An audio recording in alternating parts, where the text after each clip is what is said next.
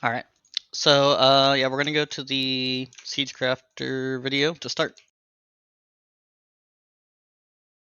There's definitely a few different ways to do this boss. So it's really important we're following this guide here. This is the main guide I've been using for the heroic videos and guides. So we'll be starting off with this version and go from there. Obviously, we can adapt and stuff once we're onto the PTR. If you're really stretched for time and don't want to watch the whole video, the main walkthrough begins at 4 minutes 20, but we're gonna watch the whole thing just to show everything.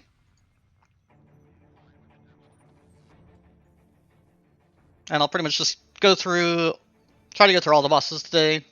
And I'll pause at important parts and make sure that everyone understands what's going on. Is there supposed to be audio with this, Moon? Yeah, can you not hear? No. I can. I think you have to turn it on. Can you try it again? Oh, sorry, it was on my end. Okay. So the biggest thing with this boss, just as a quick overview, is we'll be taking the boss over on this side. There's pretty much two belts, one on this side of the room and one on the other side of the room behind the raid. This is the far side away from the belt that the belt people are going to be using, and we're going to have these world markers out. And this X marker is pretty much our home base. We'll be there for a lot of the raid. And we'll pretty much people get mechanics. If you get the mechanic, you have to move out to the left or move back. And if you don't get the mechanic, everyone will just move a little bit to the right to dodge it. And there are a huge variety of strategies and positioning that you can put one weapon like normal, leaving you with two remaining. Out of those two, one of them will be normal. He explains through all the different belt mechanics and how they work. It's not that important for most of you guys to know. The most important part is the people on the belt will be going up on the belt and killing these weapons in this order. And we pretty much always get the same exact mechanics every single wave. So yeah, you guys don't have to worry about oh, if we kill this, we'll get this empowered, or if we kill that, it'll get this empowered. Well, we're pretty much always going to get the same thing on the same cooldowns. So I'm just going to fast forward through that part since it is not important for most people. Let's look at the belts here. So we have 5 people assigned to belt team 1, and then 5 people assigned to belt team 2, and they pretty much alternate going to the back of the room.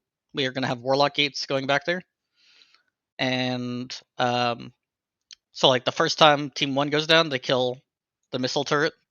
Then when team 2 goes down, they kill the missile turret. Team 1 goes again, kills missile turret, etc. I noticed Tonka's there twice. Is that anything preventing that? Yeah, so for most people, you get a 1-minute debuff where you can't go back up if you've already been up once.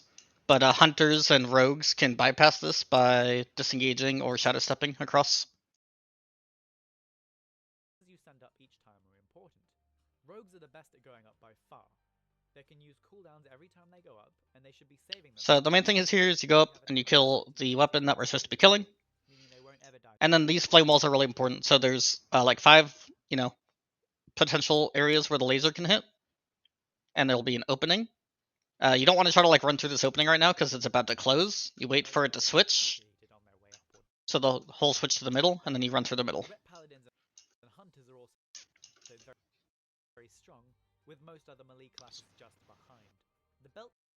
So as soon as the hole opens, that's when you need to run through it. And most people won't be up here, but the people that are going to be up here is really, really important. It's one of the biggest ways you can wipe on this fight is the belt people messing up. Gonna watch it again just to see. So especially hunters, rogues, ret pallies, warriors, maybe Ellie shamans. You guys should know how this belt mechanic works really well. Stay back and hesitate moving through, you may fail the DPS check on the conveyor. You simply need to learn the timing so that you're in the correct position as you move through. A lot of your wipes will be due to the conveyor belt failing. Unfortunately, you can't... Once you're here at this last section,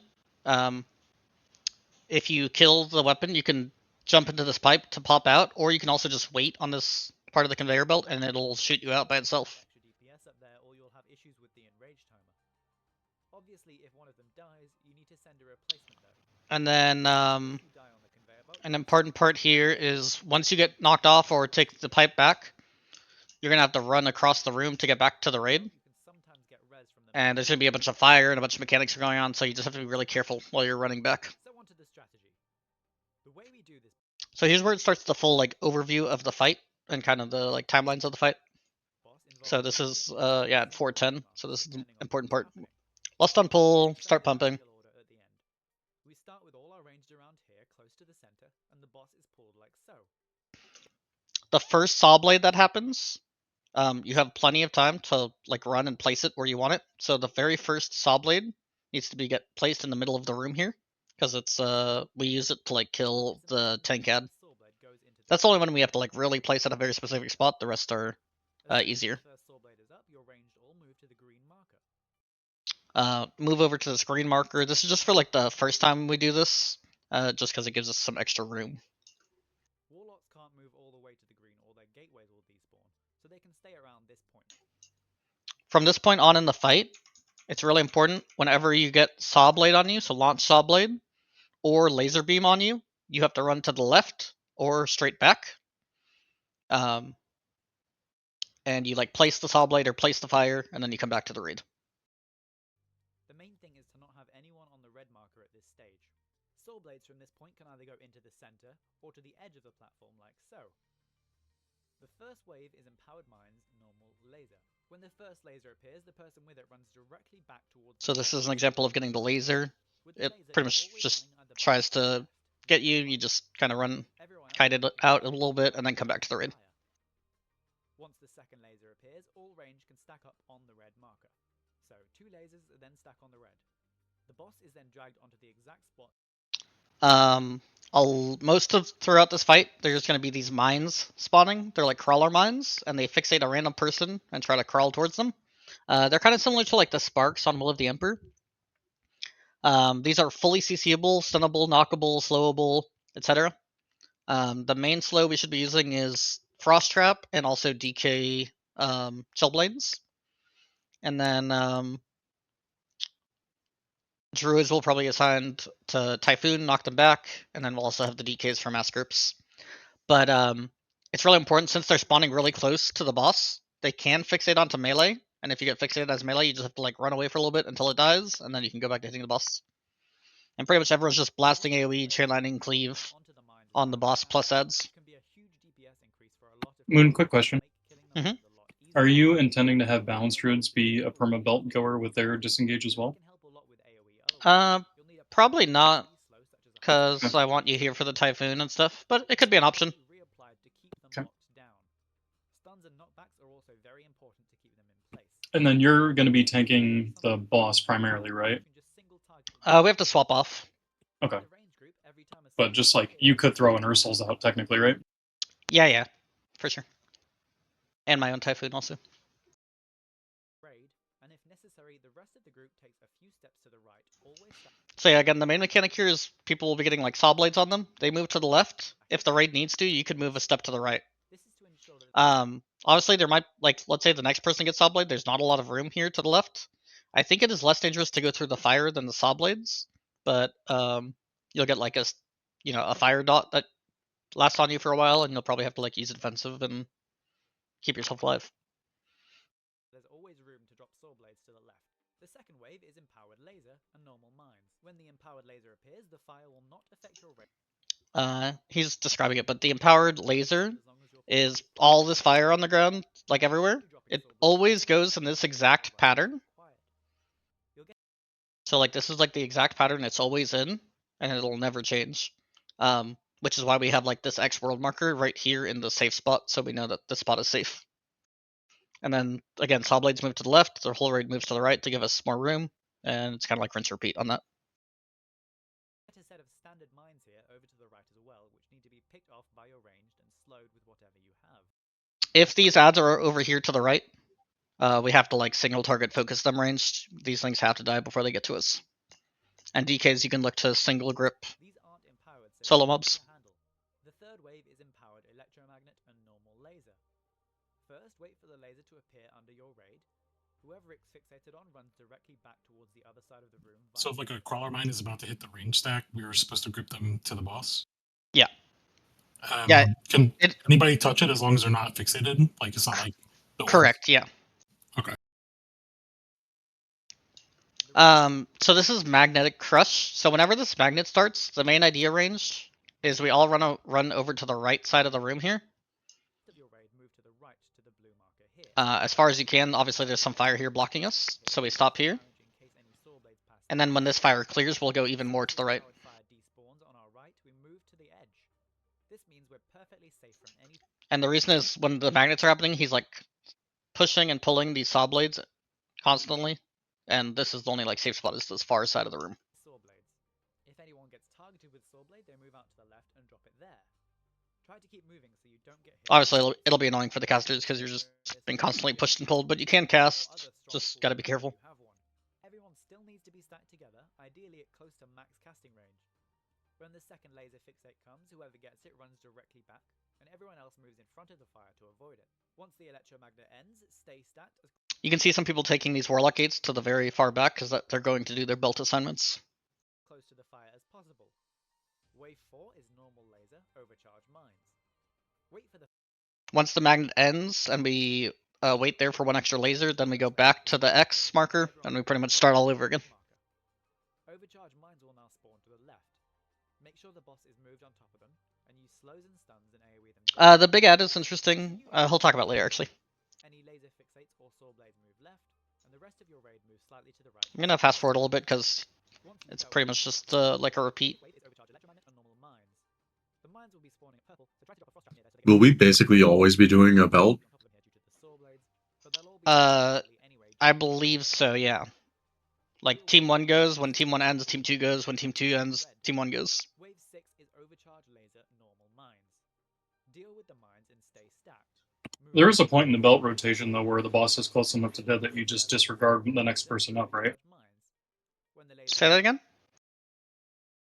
Is there a part where the boss is close enough to death where you just say fuck it, belt team to stay down and commit to killing? Or does that potentially wipe you if you just ignore a belt for a rotation? It's a good question. I'm honestly not sure. We can test it probably.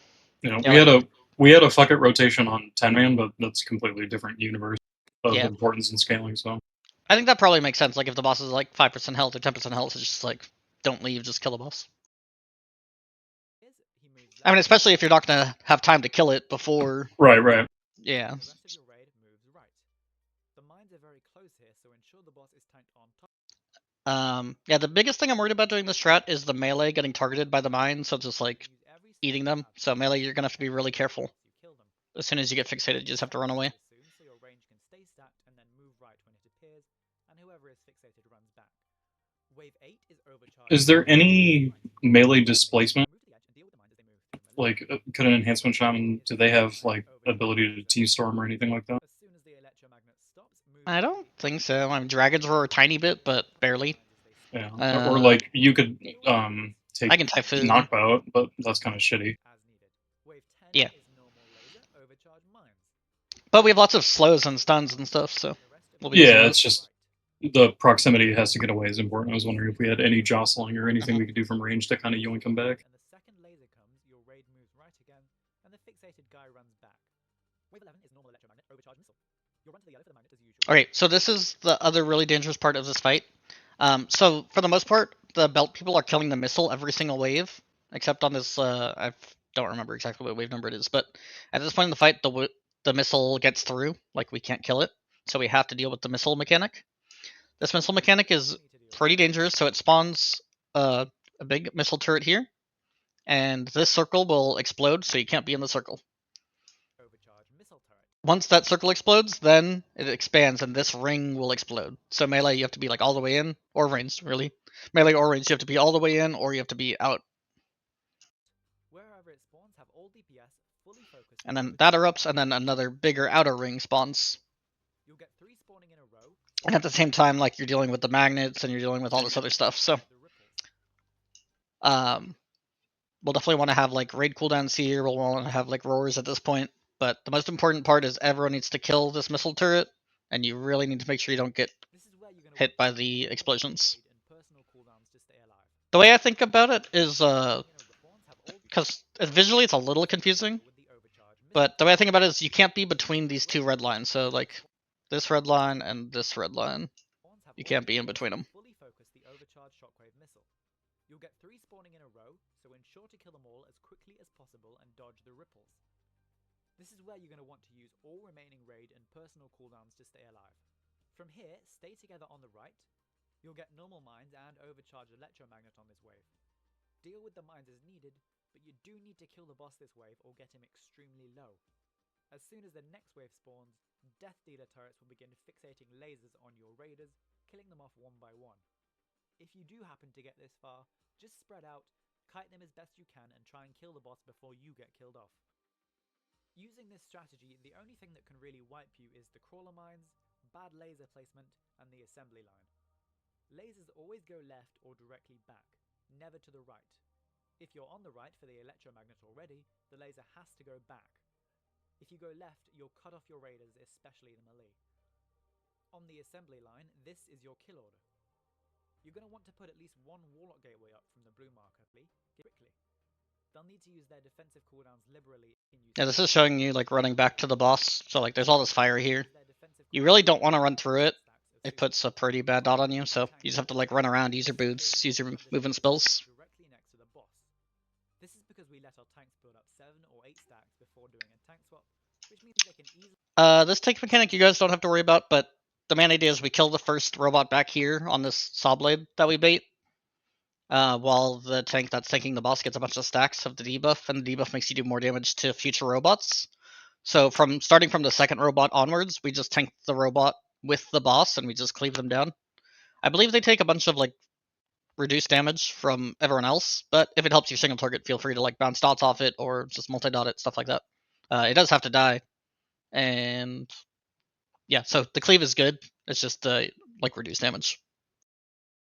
Out-damage the heal that Siegecrafter does on them. This allows the off-tank to help killing the mines if needed.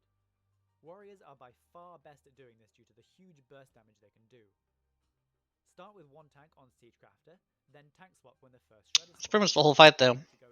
Does anyone have any questions? I'm just wondering if warriors are the best for the belt. I don't know a lot about it, but we have like worse single target, and it seems like we crank on the mines whenever they overlap with the boss. And if we're always on a belt, we're going to lose a lot of AoE from warriors there. Yeah. Well, I split the warriors up, so it's like every other belt, but I don't... Who else would I put up there? I don't know enough about the mechanic to know what's optimal there. It's just a thought. Yeah. I mean, the main thing about the mechanic is you go up on this belt, you have to kill this weapon while moving, and kill it before it gets to the end. So like casters in general aren't super good. Yeah, it would just be Ellie, which is similarly good at AoE. Yeah. It looks like we get auto pushed back, but can we also leap off, I wonder? I'm not sure. Depends if there's a path. I'm not sure. I'd assume there'd be no path available. Yeah. Maybe a Goblin Glider angle. Oh yeah, actually I believe you can Goblin Glider from it. I think they like just start up there, yeah.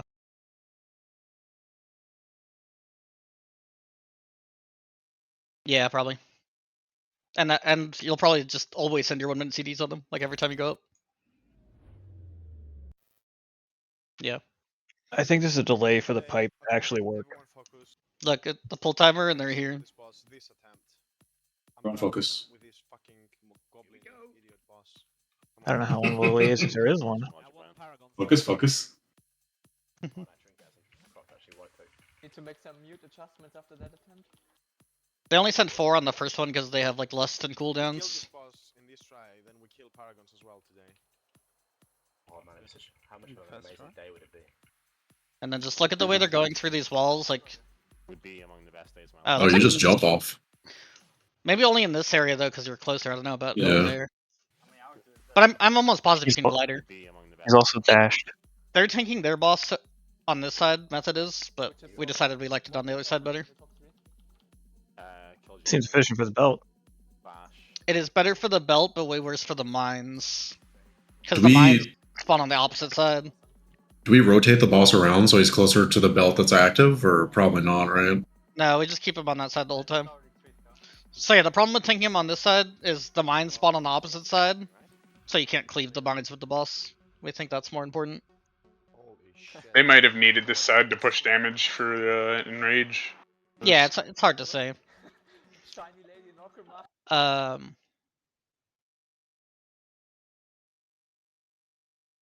me find a missile turret, because that is one of the most So important we'll probably mechanics. need a second lust for the first belt team too. It looked like they just lusted them. If I go back to the beginning. Seems like we would be able to outrange it. Oh yeah, I guess we're on the opposite side. They're on this side, so yeah, either like you guys don't get lust on pull and we just second lust you when you come back, or we have someone over here to lust you, but not sure. I wanted to find a part in this VOD where they do the missile turrets. Gather on me. Thinking. What the fuck? Don't worry, Pacto. Place the swords properly on the right. Done it. Push this. Move back. Everyone behind the middle. 6 seconds. Yeah, so like they don't have their mines on the boss, so like Won't push, yeah. Push. it's more chaotic over here. Please. Fuck off. I'm getting fucked there. I don't see a spot where they do the missile turret empowered. Gather on me. I'm breaking right now. Come on, don't fuck this up. It might only be near the end. Watch them. I hear. The last stay calm and trust to us. Gonna lower their volume a bit. We could treat it like we did on Will of the Emperor, or like not us, but some groups just grouped them up and killed every other wave. Yeah. With CC. Definitely possible. So yeah, this missile turret mechanic is very important.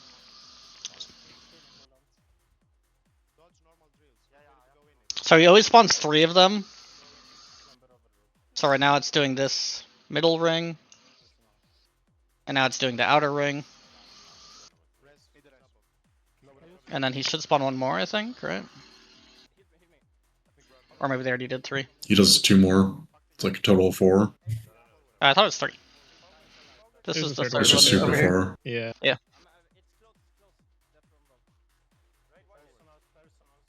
It's worth noting this big ad does this death from above. You can't be in the like red swirl, it'll one-shot you. But usually we won't. I don't know why they're tanking it right here. It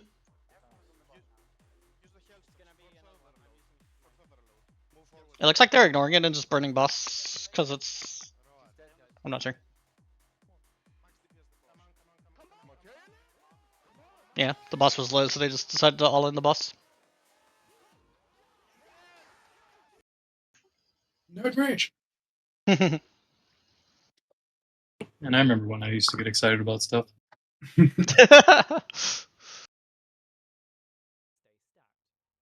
Again, if you're watching this guy's videos, in the description he has all guides.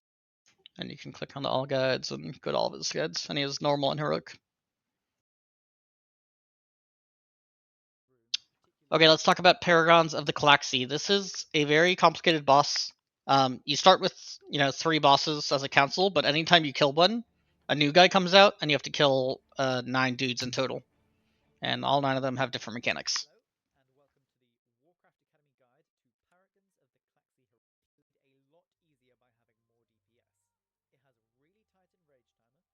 If you go to the assignment sheet for this boss, Calaxy, I put like a general rundown of what we're doing at all points.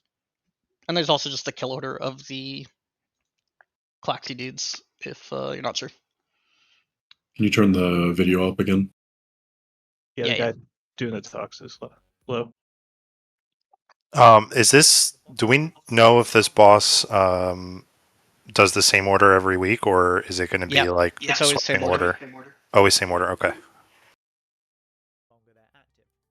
Every 30 seconds, every active paragon gains a 10% damage buff, which means the faster you kill them, the easier a time you're going to have. Some of the paragons have slightly different abilities, but many are the same as normal. In addition, the order that you face them is fixed, so it's easy to plan a kill order and strategy. You'll start with Rickhell, Skier, and Hisek active at the start, and it's important that you kill Skier first. The Bloods take up a... So we're killing Skier first, but at the very pull, you have to like dot up and do damage to recall, because a bunch of blood spawn on the outside of the room and they like go and try to heal him. Lot of extra DPS time if you leave him up, and since the enrage timer is so tight, he needs to be killed first.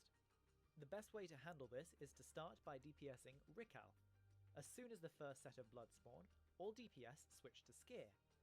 As long as Rickhell is on the lowest health when they spawn, the Bloods will move towards him and not Skier, so you can ignore them and have much more time to burn Skier down. Rickhell does need to be tanked about 15 yards away though, since the Bloods do AoE healing when they reach him. Continue to burn Skier, and when the second set of blood spawn, you need dedicated slows and stuns for each one. You'll want at least a 50% slow on each one. I think, at least according to the method video, they just like killed the boss before the second bloods came in. We'll have to see if we need to do this slow and stunning the slimes thing. The stronger the better. You'll also want to assign 2 or 3 stuns for each, using stronger stuns to start and weaker ones at the end due to diminishing returns. You won't be killing these. The idea is to keep them stunned and slowed, and to kill Skier before they reach him. You can either tank Skier here at the center, or you can have him dragged over to the entrance so that the Bloods have further to travel to reach him. This can be a good idea if you So this ability that's going on in the background is really important. It's kind of similar to the what's his name, Zorlok? Vizier. Yeah, Vizier dance. Yeah, it's very dangerous, and you guys can't get like shotgunned by all the bullets. So you have to like back up, dodge the bullets, and then go back in. Slow the Bloods that spawn from each side. Hisek will be doing multi-shots on multiple members of the raid at once, which does quite bursty damage to them and is completely unavoidable. He'll do aim just like on normal, and you're going to want people assigned to stand in it. On 10 man, you'll want at least... So this is the aim mechanic. There's this like big orange beam. We have assigned people to soak it. I'm not 100% sure yet if I want it to be hunters or Ellies. But the idea is like Tonka will get the beam in melee, and then Grimborno, and then Prox, and then Epur. So we want all 4 of you in the beam in that order. And you just like use defensive, you get hit by the aim, and then you soak it. It doesn't like in... What's up? I see you have there, it says close, mid, far. Is there a specific purpose for that, or can people, like, you know, if 2 people happen to be right next to each other in the line, is that a problem? Yeah, it doesn't AoE on the people it hits. So like these 2 people are like cleaving each other. See the sign. Okay, yeah, I see it. Yeah, those 2 hit each other, so they got hit a lot harder. 5 mana, you'll want 5 depending on the classes you use. Rogues are extremely good at soaking it due to their elusiveness talent, along with other cooldowns to survive. Even having one of your tanks jump in can be a good idea. Mages with Cauterize can also be a good idea, or Warlocks with Soul Link.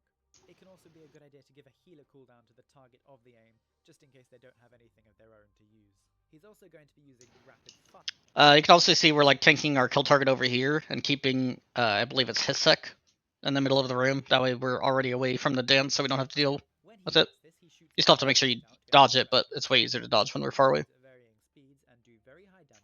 There's this orange amber puddle that they're throwing at people. The animation is pretty hard to see. You can see the explosion happen right there. Yeah. There is like a small animation, like there's this little orange animation here showing where it's gonna land. So it's very hard to see, but most important thing is if you see the animation, get out of it right away, and then if you start to see the exploding animation, get out of it right away. Leader's a weak aura, but we'll see. So melee will need to run out as it's casting, and everyone will need to pay attention to avoid getting hit by it. At later stages, 1 hit will kill you. They're talking about the dance animation thing. People into scorpions at random, just like on normal.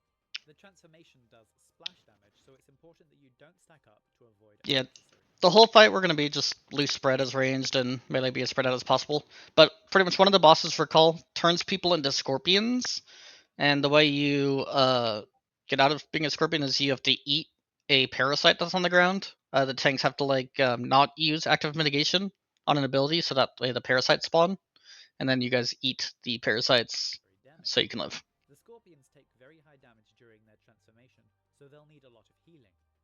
In addition, on Heroic, each Scorpion needs to eat one parasite during the transformation, or they'll die. So the tank that is tanking Rikal needs to let just enough parasites spawn from the injection debuff, so that the Scorpions have something to eat. All he has to do is not use active mitigation during the first cast of injection to get the debuff.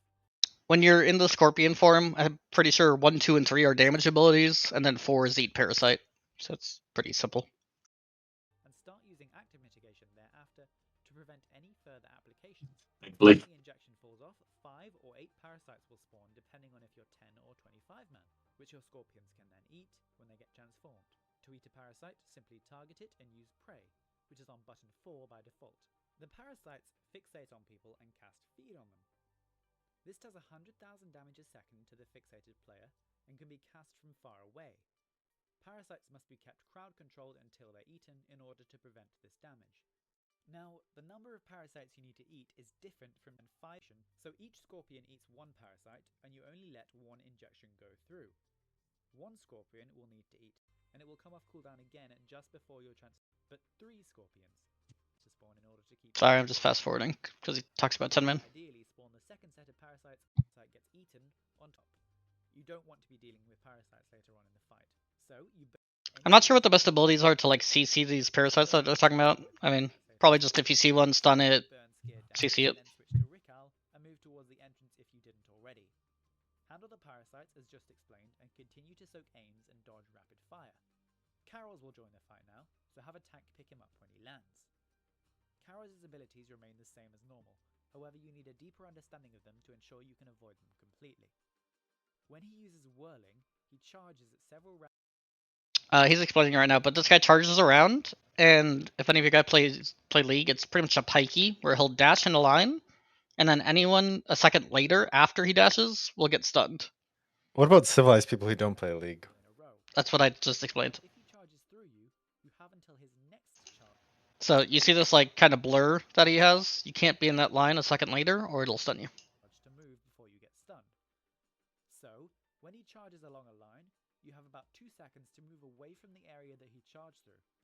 As soon as he does his next charge, anyone standing in the previous area will get stunned and take very high damage, as well as deal damage to anyone nearby. His Hurl Amber ability does a lot more damage as well. Even standing in it for 1 or 2 seconds may kill you. Fortunately, you can use a boss mod to get a warning when he throws it, and you can also see an animation on the ground before it spawns, giving you ample time to move away from it before it... So yeah, gotta rewind that so you can see. So it's just this like orange circle here. See an animation on the ground before it spawns, giving you ample time to move away from it before it does, and therefore allowing you to avoid damage completely. So kill Rikal, ideally after his 4th mutation, and try to ensure that you coordinate parasites so that everyone is eaten. Corvin will land now, and whichever tank is not tanking Carols can pick him up and tank him there. Melee need to be careful not to stand in front of him. Range should still be spread out on either side. Here, you're going to split DPS evenly on Corvin and Hisek. The idea is to push Hisek to 50% when Corvin is around 55%. You push Hisek to 50, he gets trapped in Amber, and then you can push all DPS onto Corvin to kill him before he can use Encase in Amber again. Ambers cannot be killed on Heroic, so this is the only way you can get past this mechanic. Whilst you do this, you still need to soak aim lines, dodge rapid fire, dodge whirling, and watch out for amber pools. I think when we're doing the split damage thing, I think we'll like keep melee on Corvin, and range can hit Hisek in the middle. That way we don't have to go near his dance. But yeah, you even cleave them, and you get this guy in the middle to 50% first, so that way he stuns himself, and then we kill Corvin. Dodge whirling and watch out for amber pools. Once Corvin is dead, Ayakuk will land and you'll be killing Hisek. At this stage, Hisek will be doing a lot of damage with aim.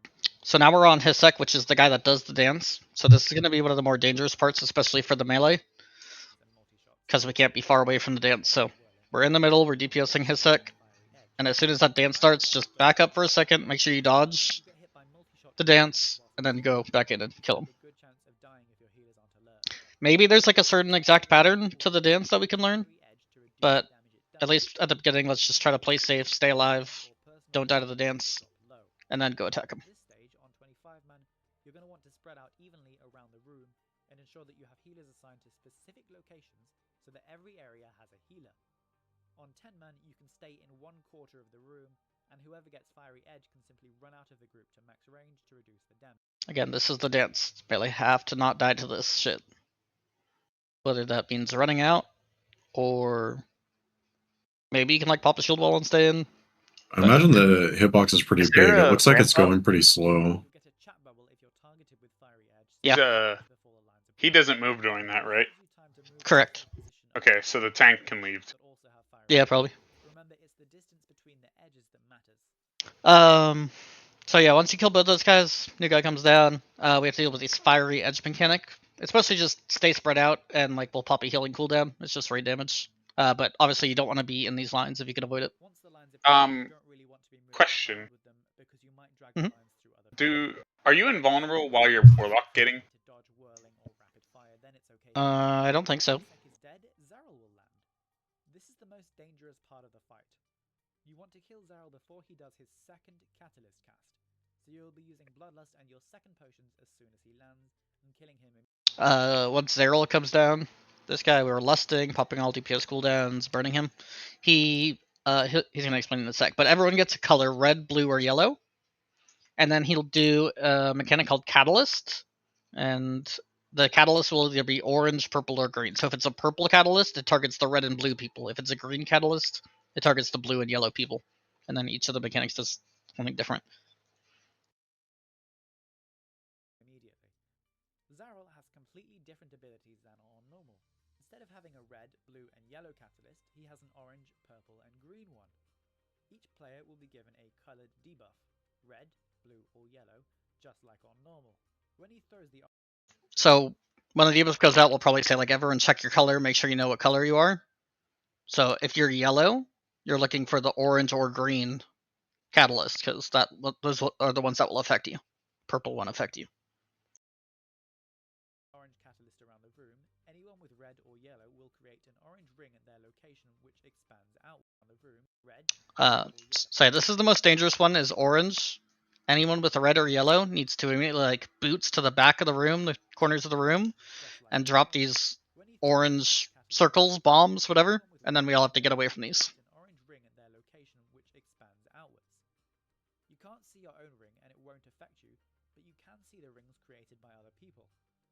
This does fairly high damage if it touches you, so it needs to be avoided.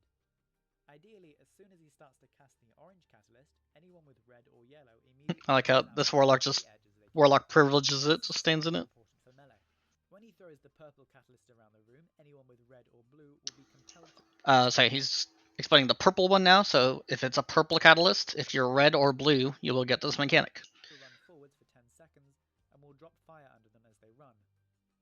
The fire will not deal damage to you until 10 seconds are over, so what you need to do when you get this is to have your character turn immediately on the spot without... So yeah, just make sure everyone saw that.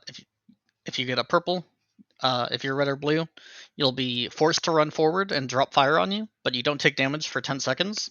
So you just want to go in a super, super tight circle and drop all the fire in one spot, just to minimize the amount of fire we're putting in the room. Actually moving forwards. You'll drop all the fire on the same spot, which will save a lot of space. 1 second before the debuff runs out, move out of the fire and you'll be fine. When he throws the green catalyst around the room, anyone with yellow or blue will drop a green pool next to them. This does high damage if stood in and leaves a debuff on you if you take damage from them. So yeah, again, green hits red and yellow people, and it just drops this puddle, and these puddles like move around a lot. They're technically soakable, I believe. Well, he talks about it. And they'll last until the end of the encounter, or until they deal damage several times. You're better off just avoiding them for the remainder. So yeah, he says just avoid them, but maybe if you have a good defensive or immunity, you can like purposely get hit by them and make them go away. Otherwise, they're just going to be there the whole fight, which is annoying. But is sure it a dot or just instant damage? I'm not 100% sure. Or until they deal damage several times. You're better off just avoiding them for the remainder. You can have like monk, Zen med it probably. Diffuse. Zen med, diffuse, yeah. Use raid cooldowns for Fiery Edge as appropriate. Once he's dead, Castic the Manipulator will land. You can either kill him right away or kill Ayakuk first. Most 25-man guilds should kill Ayakuk here, but 10-man guilds can choose what they feel is easier. Fiery Edge will be dealing a lot of damage in this phase, and you'll also need to keep an eye out for the hungry Kunchongs around the room. These work exactly the same as on normal. If anyone gets too close to one, they'll be eaten and spawn in. So this mechanic's really important when these hungry Kunchongs come out. I think there's 4 of them in the room, and they're shielded, so you can't attack them to begin with. Ranged, you're going to want to try to get away from these. Try to be like, halfway between 2 different ones. That way, if either one of them grabs you, you'll have the maximum time. Mature Kunchong. When one casts Mesmerize, ranged DPS need to switch to it and... So they cast Mesmerize, and they pick someone, and it drags them into it. And if they get to it, it eats them. If he becomes like a big, scary, mature ad, and it's bad. Oh, and you die. So yeah, you want to be far away from these guys, and then range DPS. As soon as this thing gets unshielded and starts trying to pull someone in, all DPS swap to it. Once it takes enough damage, it lets the person go. And then we also have priests assigned to life grip this person away. Can they run away of their own volition too? Like, can they fight the pool? No, you can't. Okay. Burn down 30% of its health. If it doesn't lose health before it reaches full energy, it will become mature. Whilst you kill it, you may need to use life grips to keep the mesmerized player away from it. Looks like they just used the tank immune. Yeah. Do we know if immunities either pause it or redirect it? Not sure. I think... I mean, he's not casting any spells, which kind of makes me believe he can't cast any spells, but it's hard to say. This looks like a ridiculous mechanic. That took a long time to DPS. Yeah. But, I mean, they probably didn't have everyone swap right away and stuff like that. Okay, so important to note. So this is the one, I think, right? That, I don't even know. Whichever one does it the first time will be the exact one that does it the second time. So range should all get max range away from this guy, and also be reduced. Actually, no. Just get max range away from this guy, and we don't actually kill the second one the second time it unshields itself. Because it's going to get enough energy to evolve anyway, so there's no point. What happens if the person dies prior to getting pulled in? Like if they die with the beam and they're like 20 yards away? I don't know.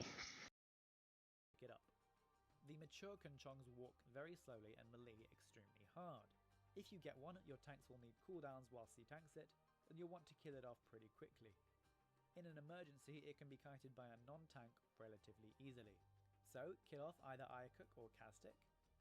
Killrock the Windreaver will now land, and you kill whichever of Castic or Ayacook is still alive. Your raid needs to be spread out here still to avoid death from above from the Windreaver. When he casts it, all range should start running and try to avoid the red circle. I mean, the funny thing is, it might also just be like, we want to spawn those big guys and use them for vengeance, but that'll be a later optimization, probably.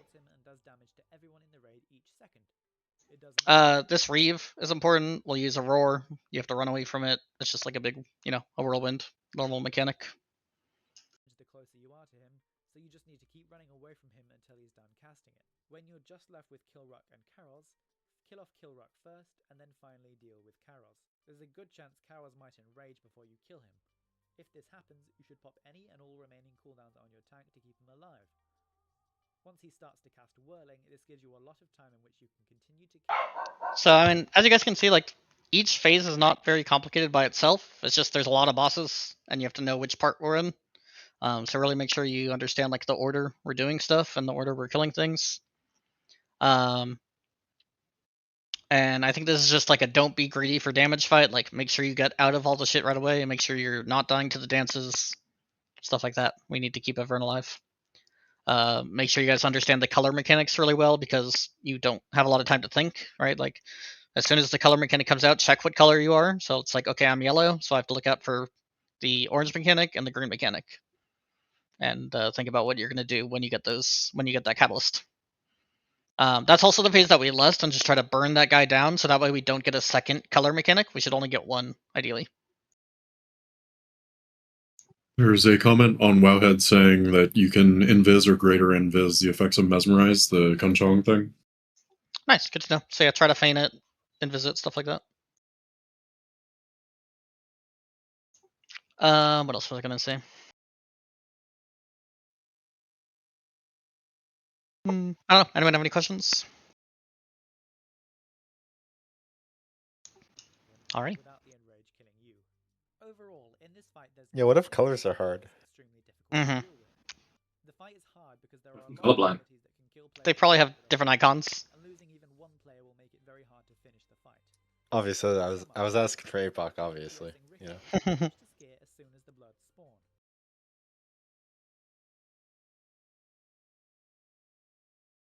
I guess it's worth mentioning. Back in the day, this was like the buggiest fight of all time. Oh, surely it won't So be. it's unkillable. You're saying? Okay, Yeah, it'll got be it. the same, right? Hopefully, we get the like fixed versions, you know. But who knows? Maybe like it had so many bugs back in the day that like they fixed them all. We're gonna get It's super the hot. we're gonna get the Rumu experience where it just despawns. Okay, let's talk about Garrosh. How So do you Garrosh, not get flashbanged every time you go out of full screen? Did you check raid discussion? Because I just posted something about that. so when Yeah, no. so this guy that I've been using, he doesn't have a Garrosh guide. He pulled a Geordie, so I have to use Fat Boss for this last boss. Hello and welcome to the Fatbox Guide to Garrosh Hell Scream 10-man heroic. Phases 1, 2, and 3 mostly have like, or well, no, phases 2 and 3 have similar abilities. Phase 1 is kind of its own thing.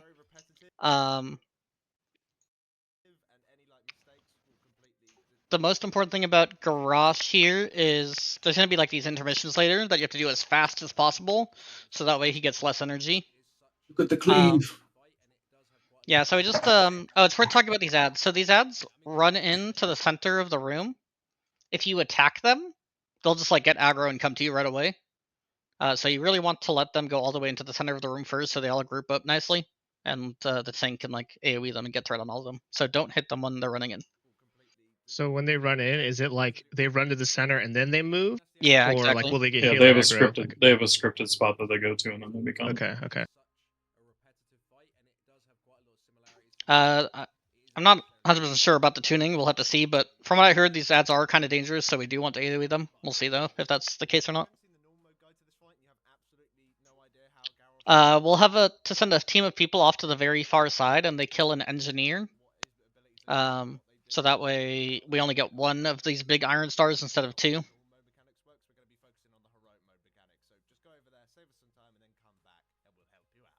for this encounter, you want to bring 2 tanks, 2 healers, and 6 DPS. Now with your healers, discs and paladins are probably going to be your strongest option here because the HPS requirement isn't necessarily high. It's just very, very bursty. There's burst damage. So if you can have shields up. We have a Super 7 on the assignment sheet. Pretty much we'll want 7 range to go out and bait where these weapons land, this big purple circle at the bottom of the screen. So when Desecrate is coming off cooldown, you guys go out there, you bait the weapon, and then you come back.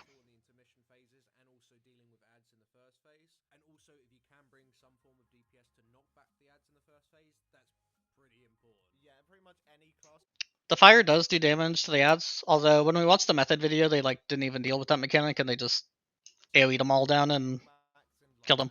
So we'll see. They're getting knocked back, but can they? Any other CC work on them? Yeah, I think they're stunnable, slowable. How much damage do the ads do, and do they contribute to vengeance?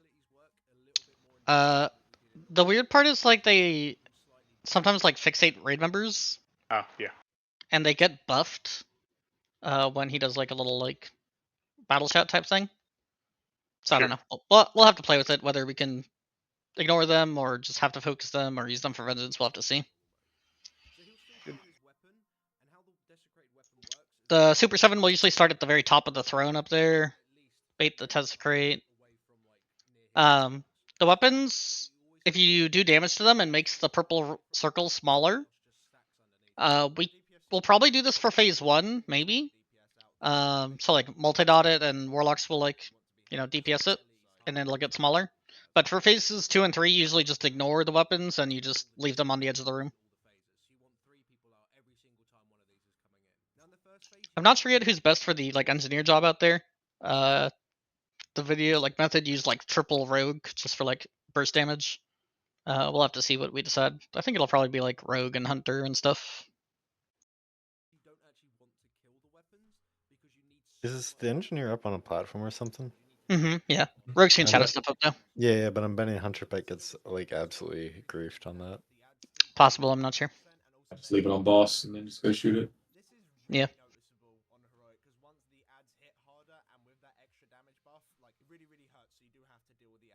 Again, they're talking about the ads hurting, but I don't know. On the method video, it did not look like it. They have changed on heroic. Apart from hitting a lot harder, they also have a fixate ability.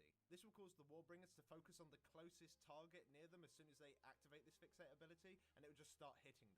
Now, if they don't have the Warsong buff, and as long as you aren't having like a bunch of them on you, it's not a big issue. To be honest, you can pretty much just face tank it. It's absolutely fine. However, if they do have the Warsong buff, they will pretty much destroy you very, very, very quickly.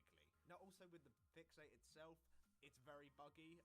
Even when you're all, like they're all stacked up and you have a tank right next to them, they might like ignore the tank, ignore the rest of the raid, and go out to the people who have desecrated weapons and stuff like that. They are literally that weird when they fixate. So that's like one of the buggiest things about this whole fight is this one phase with these ads. So with the fixate, it always doesn't work properly, but you just have to deal with it. Now in the first phase, you should aim to Just deal with it. Love that.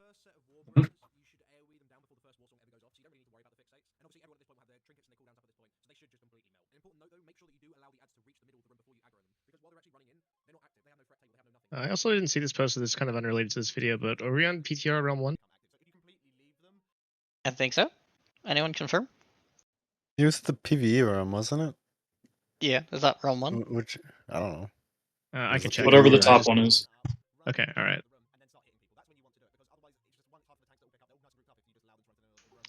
Also, as a reminder, if you guys need any help setting up the PTR, we've done it a million times over and over again. We're really good and quick at it. You should be able to get fully set up very easily if you know what you're doing. This is the case with every single ad as well. With the Wolf Riders as well, they do the exact same thing. You need to do the exact same thing with the Wolf Riders, we'll cover in a moment. For the second set of Warbringers, you'll be using the Iron Star to Alright, I'm skipping this. really good to keep them in fight. You of the room, then aggro onto somebody, as long as they're spotted. Basically, what the Wolf will do, the tanks can pretty much cleave it down. That's chain lightning, except they now have 3 million HP each rather than like what 600. No, otherwise you will have 2 Iron Stars. Are they still talking about phase 1? These fuckers. Okay. So, a little bit, once you push him, he heals back up to full, and he starts phase 2. I believe this damage fully counts, like, as you're hitting him. I forget, actually. I don't remember. I'm pretty sure it did count. Yeah. Because there's a strat back in the day to like lust into phase 3 to phase 4. So. I think it's. Yeah, I think phase 2 to phase 3 counts, but I think phase 1 to phase 2 doesn't. I don't know. Whatever. We'll figure it out. Phase 2 to phase 3, it was just dots that stayed. It wasn't like damage didn't count while he was AFK. No, that's 3 to 4. Oh, 3 to 4, my bad. Phases. Okay. So a really big part of this fight is like these timers line up in bad ways a lot of the time. So right now they're getting it. They just got a desecrate weapon thrown at them, and they only have 2.9 seconds until mind control. And that pretty much goes out the whole fight. There's a bunch of like bad overlaps, so we're just gonna have to learn those overlaps and figure out how best to deal with them. But the idea is, as soon as he throws that weapon, you have to immediately get back into melee. Mind control happens. We DPS the mind controls. Very similar to Zorlock. Yeah, Vizier mind controls. We do not want like bad dots on us, and we don't want thunderclap on us because that gives us a attack power reduction. So be smart about what you're using to AoE, please. It's hard to like fully whitelist and blacklist every single ability. You guys have to use your brains and think for yourselves, or like put in the class channels like, hey, use these abilities, don't use these abilities. That is really helpful. So like, don't spread diseases, don't thunderclap, do use, And burn some CDs before you get mind control too, right? Before it goes out. Not sure yet on that part. We'll have to see. Yeah, like before, like on Vizier, like people were like deterrencing and like fearing. Yeah, that's really bad. difficult. So we'll have to see if these mind controls do the same thing or not. We'll have to make a black and white list again. I didn't see it mentioned in any of the guides that I've read, but it's hard to say. Okay, after the mind control, Whirling Corruption is the next ability coming up. So they're pulling the boss away from the raid, and then he's gonna do his Whirlwind. It's not like impossible to live in melee like other Whirlwinds, but it's just like it'll reduce the damage. He does more damage in this like purple circle.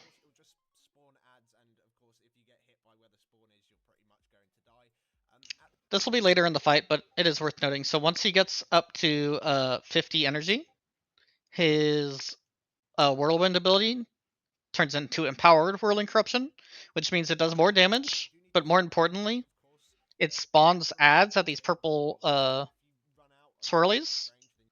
And the way these ads works is they don't have a ton of health, but if they die, they buff any nearby ads around them. And we don't want any buffed ads. That's really, really dangerous. So the way we deal with it is we have the range spread out, and then everyone just kind of attacks the closest ad to you, single target, and kill that ad and make sure it dies not near other people's ads. Warlocks, we're gonna have to be really careful. We don't want you as like multi-dotting everything and pulling aggro on everything. It's kind of like similar to like Dark Animus issues. So at least to start, let's just try to like really focus on single targeting, making sure your minion of your charge is not near anyone else's, and kill them as fast as possible. Is it like a 10-yard, 5-yard, like buff range, or do you know? You can see the AoE when they die. It's probably pretty close to that. Yeah, I don't know the exact number off the top of my head. See those ones Yeah, pop. probably like 5-10 yards or something. Yeah. Yeah, probably like 5 or 8. It is fine for the boss or the ad to die on the boss. It doesn't do anything. So again, as soon as this, one sec, sorry. So this Empower Whirlwind was going off, right? And then desecrates in 7 seconds. So it's really important again, for like the Super 7 to like get over to an edge of a room somewhere. You can still like single target an ad, just be at the edge of the room, and that way if you bait a desecrate, it's not gonna screw us. Like you can't be in the middle of the room.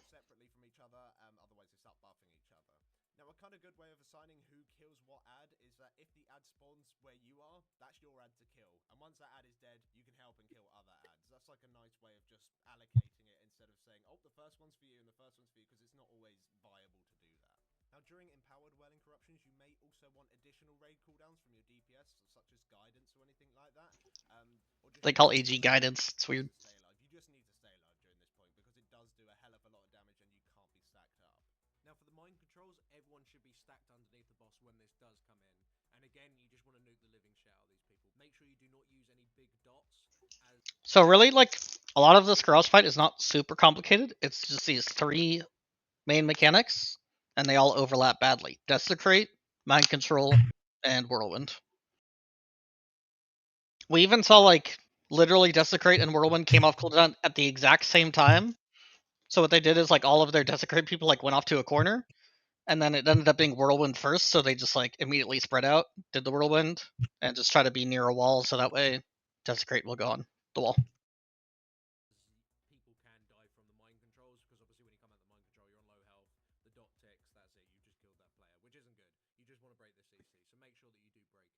Once the boss has empowered to 50 energy, the mind controls, you can no longer stun them, you can only interrupt them, so just make sure that you do. Yeah, so he's saying here once the boss has 50 energy, you can't stun these mind controls anymore.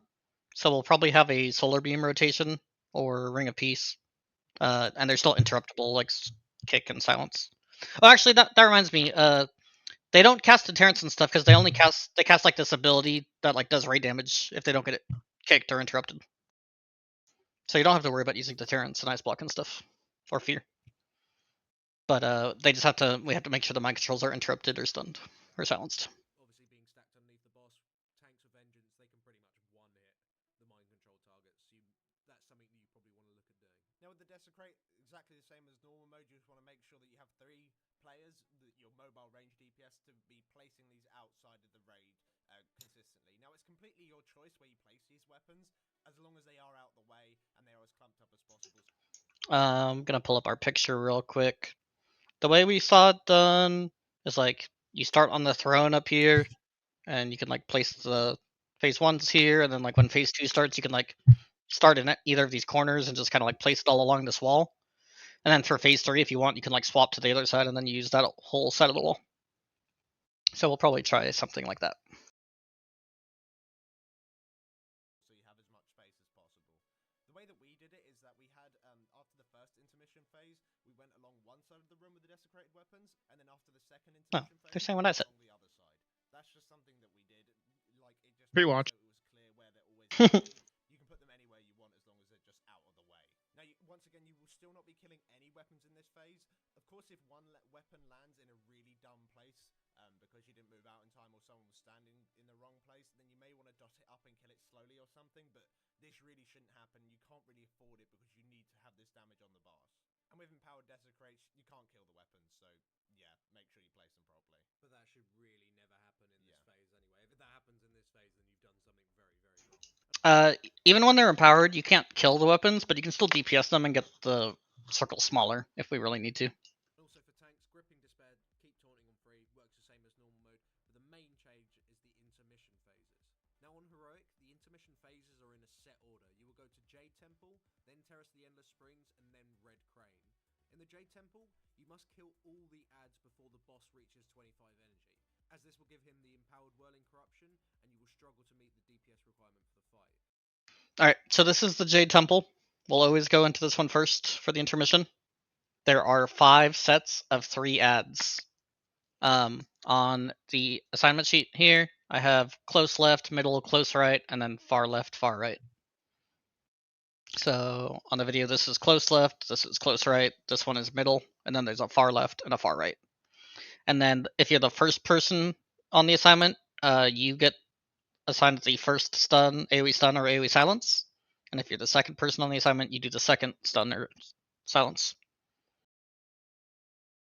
Yeah. I put the like 2 shamans first because we can give them solar beam, which is nice. I don't know if the DKs are going to be able to do it reliably. I might have to swap this one. I know they have an AoE stun, but it like takes a while. So we'll see. But I think everyone else has AoE stuns. And if you're a shaman without a solar beam, just when this first stun goes off, put down your stun totem. Can the DKs use Gorfine's Grasp to interrupt it? I'm not sure if they're grippable or not, to be honest. It's kind of hard to tell. They're also just like single interruptible. Like if anyone needs to, just you can like kick one, stun one. Do whatever you need to do to stop these casts. What did the tanks do during this time? I just have us like in some of these groups. Oh, okay, cool. I didn't see a. Yeah. I don't know if we need to go that far, but you could have warrior assigns for AoE interrupts. Yeah, the only problem is they cast at different times. So like this guy's casting and these guys aren't. So I don't know how that might be awkward for Shadow Fury. Yeah, but at least like when you stun, like you stun all 3 of them, and then we'll get the second stun, and then they'll be dead. How long is the like intermission timer? Like when Garrosh like sucks you down, how long before like will we be able to carry our dots? Probably not. No, it's like 40 seconds, or like I think it's a full minute actually, a full minute. No. Like when we come down, like Garrosh sends us down into the dumpster. Mm-hmm. If I grab my dots right as he goes to do it, am I going to be able to dot the mob or no? Oh, let's see if he shows up. Timing? So no, there's no way. No, yeah. That's gonna be bad. Yeah, Affliction Warlocks are gonna be if we're playing Affliction here, we're gonna be a massive liability on these. Yeah, I mean this is the only intermission like this. But yeah, I agree. Affliction Warlocks are very bad at this phase. But maybe it's fine, but we'll have to see. Okay, this part is interesting, and I'm not 100% sure it works. If anyone knows a better answer, let me know. But when one of these packs is going to be glowing, like yellow, and that means they're going to drop these orbs, and we need to get this orb buff onto everyone in the raid. So everyone comes and stand near these orbs, and then we walk over the orb, and it pops, and we all get the damage reduction buff for the rest of this little intermission. But from what they said, it's random on which packs get the glowy buff. We always That's what I remember too. I'm pretty sure it is random. So if it is random, what happens if it's the close left pack, for example? Like the people that go and kill the back right pack, do they have to come back to the front Yeah, to you get have the to go buff? back. You have to go back and get it. Okay. Yep. Okay. Yeah, I wasn't sure about that. So whichever one is glowy, we'll call out which one. We'll be like, okay, come to the front right, guys. Come to front right. We wait for everyone to come to front right, and then we get the buff, and then we go to garage. We used to kind of have a fuck it policy depending on which pagoda you get. Like, if you have to do some weird, super exaggerated run all the way back to the beginning, whatever, to get it, then it's better to just use cooldowns and not. Yeah, I mean, this ability looks like it hits really hard, though, so I'm not sure. So, once you kill all of the ads, I'll watch it in a sec. Oh, also, this is definitely going to be a everyone boots as soon as you get in, and then the druid roars, and then we get the mega boots. Are there any engineering like grenade type things in MOP? It's a good question. I'm not sure. I mean, That there are, would be but really useful here. I don't know if they stun or anything. I can look.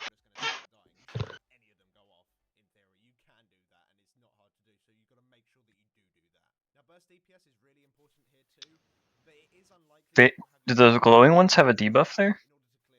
It's kind of hard to tell. They talk about it in a sec. One sec.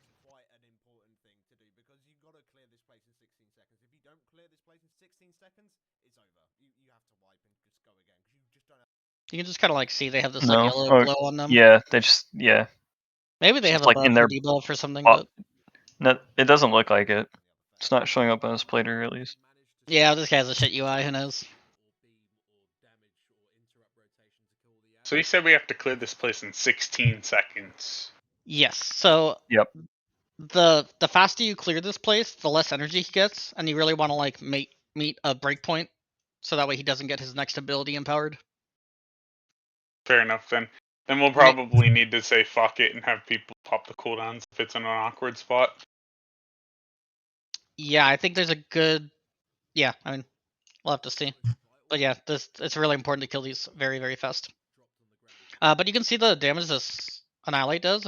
It's pretty hefty.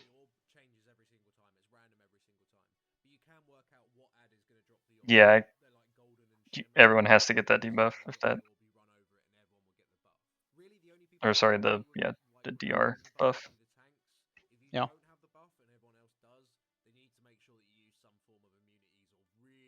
Because this phase lasts, I think it's a full minute. Let's see when they go in.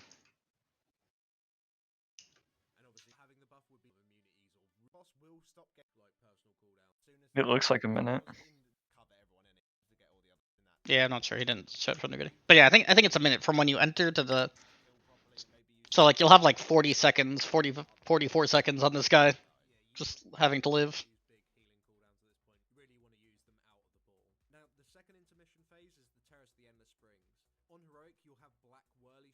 This is the second intermission we get, and it should be the last one. It's way easier. You just W key through all of this shit and then AoE it all done.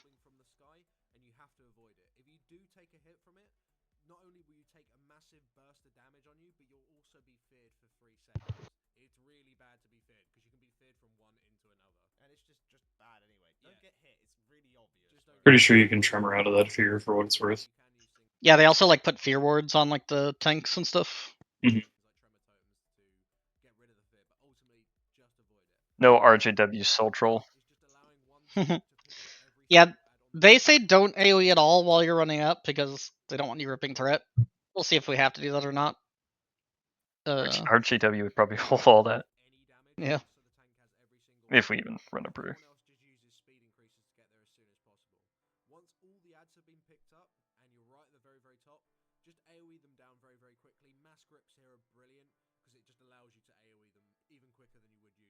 Once all the ads have died and Garrosh does his little RP mode, everyone quickly go pick up an orb, and then, like the previous one, you just need to make sure that you just out-heal the Annihilator. Now, it is unlikely that you'll be able to do this phase before Garrosh hits 50. And deal with empowered mind controls when you come out, so if you can get it, then it's awesome, because the ads have So again, Desecrate is happening right now, and then it's going to be in 5 seconds of mind control. So they should place, as soon as that Desecrate weapon is flying through the air, those 7 people should come stack up. Why is there a Chaos Bolt flying at that weapon? They're reducing. I think they're havocing it, and they're reducing the circle on it, so they have more room. Well, that actually did significant amount. Look at how small it made it comparatively. Yeah. Yeah, it's like half health, like close to it.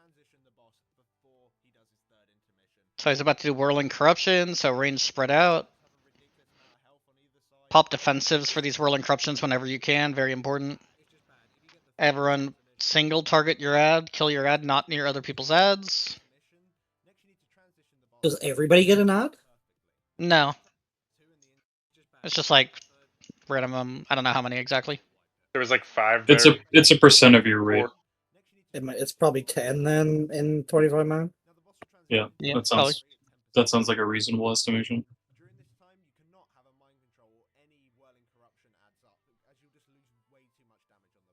So they're talking about here when you're gonna transition to phase 3, you want to have like no ads up, and no mind controls up.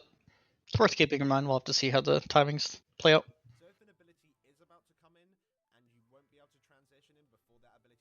Magic damage, the whirling ability? Yeah, almost definitely.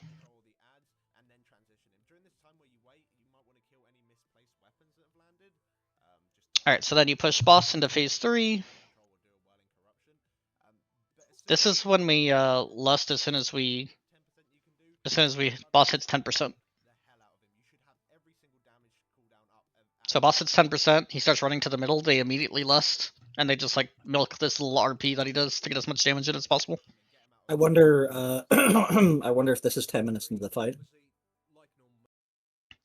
I think no. There's 7 minutes maybe? That berserk timer looks like halfway through. Yeah, it's probably around 7. These guys are probably, this is 10 men and they're geared though. I wonder if we... Yeah, we'll just have to see feeds. Does phase 1 really matter? Nah, it seems pretty easy. No, but does like is there like a... Like, let's say you did the slowest phase 1 of all time. What would be the penalties? There's more Desecrate weapons on the ground, I think is the only penalty. But it's not empowered though, so it can be killed. Kill them, right? Yeah. So yeah, in that case, so no. there's no like damage that matters ever. It's just phase by phase damage. Yeah. So there's no point in lusting phase 1 anyway. Yeah.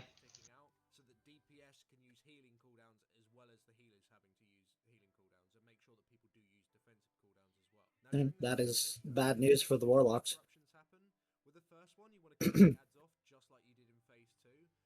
So yeah, this phase, it's all the same mechanics, just they all hit really hard, and he's empowered.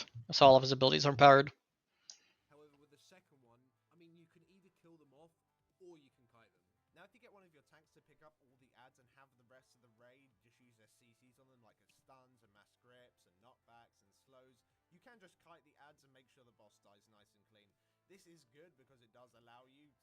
Is he's using the barrel to grab them? Is that what's happening here? Yeah. Yeah. It Yeah, slows them too. They're just like kiting them and focusing boss. How much HP does this boss have when they lost? Because this has been alive for a century. Let's see. It's Kind of 10% health. He enters the RP. I think he heals back up though, no? Yeah, he heals up to like, I thought it was 40%, but then I saw him at like 24. He'll be at like 30% then, because they're killing him there. Yeah, like the 10% still counts. Is that 30? Yeah. 30. Yeah, He's at 30. 30s. Okay. Yeah. Okay. So by the time he actually starts doing anything, he's already at 25% HP. Because you're just piss smurfing on him for when he's 50% of his HP. So yeah, they do the first set of ads normally, and then they kite the second set of ads. Or not even really. Oh yeah, kite, but like the tank has threat on all of them. Yeah.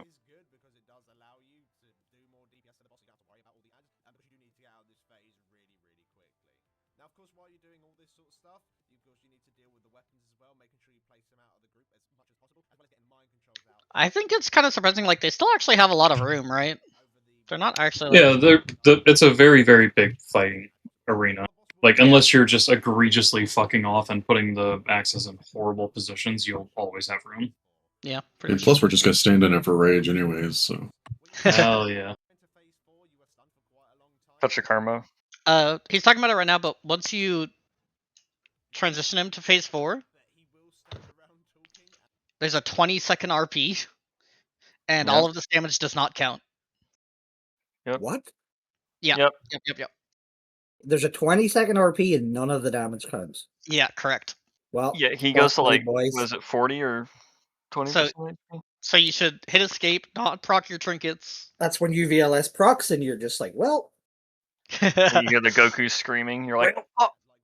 And you literally just have to like live during these 20 seconds while he's talking in the middle of the room. During this time, do not attack the boss.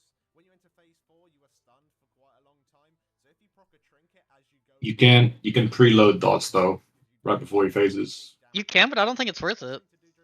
Well, I mean, if you got OVLS, yes. VLS proc? Otherwise, maybe I don't know. Because you're also stunned at the start of this phase too. Yeah, well, and didn't we see that's where the dots count. Didn't we see Roger Brown like do something and like the boss got destroyed right during? Oh, yeah. I think he like used Stampede right before they transitioned. Yeah. Oh, it's 60%. Holy shit. Yeah. He did like 1% of damage. I think you got like a damage buff in this phase though. It's a decent long stun. So if everyone's dots are rolling during that, what is it, like 6 seconds? Like it's a decent amount of damage. Okay, so phase 4, we drag him over to this corner, and we're gonna have 2 groups, like a left group and a right group. They're not doing it here because they're 10 men. So someone gets this Malice debuff, and the way we're gonna do it is, so for a Malice debuff person goes to the left, he ticks, he goes to the right, he ticks, and he goes back and forth. And just keeps ticking on each group. So it's like how the Frost Troll on Council would be if we were actually trying to do the mechanic correctly. Yeah. Although just one tick, not like multiple. Yeah. How quickly does it tick? Let's see. Looked like there were a few seconds between each.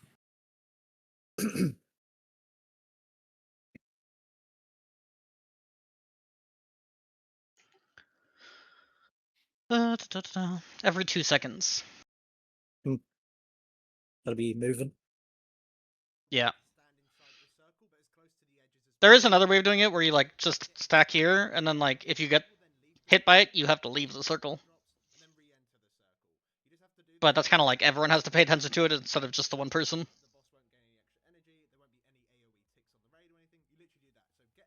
It would only really suck for caster on that.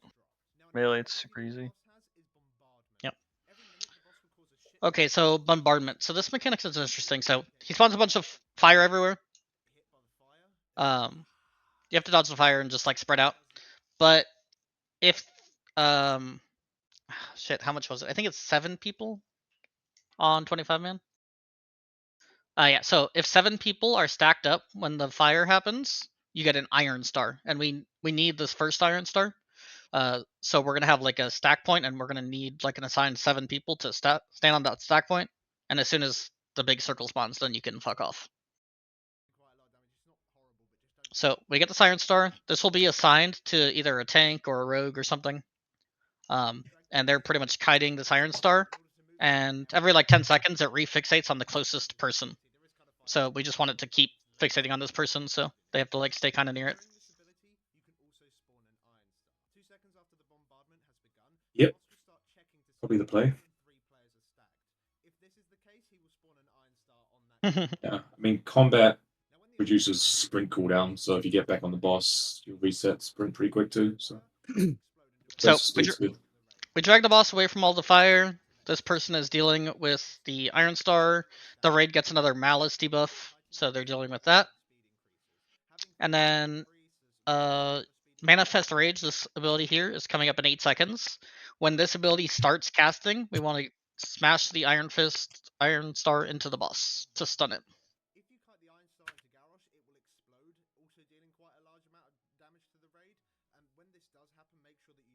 Yeah. Yep. Into boss, not players.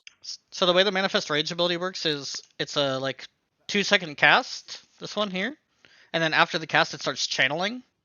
Ideally you want to hit him during the cast, but if you hit him at the start of the channel, that's fine too.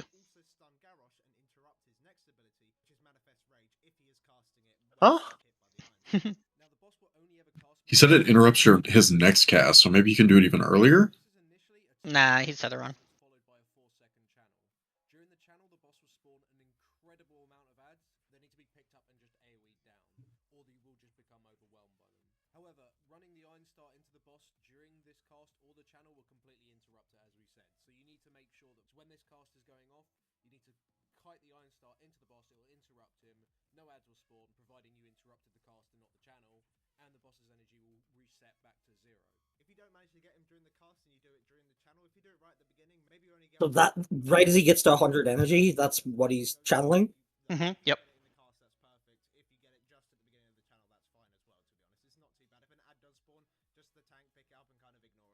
An ad does spawn. Use it for vengeance. Use it for vengeance, indeed.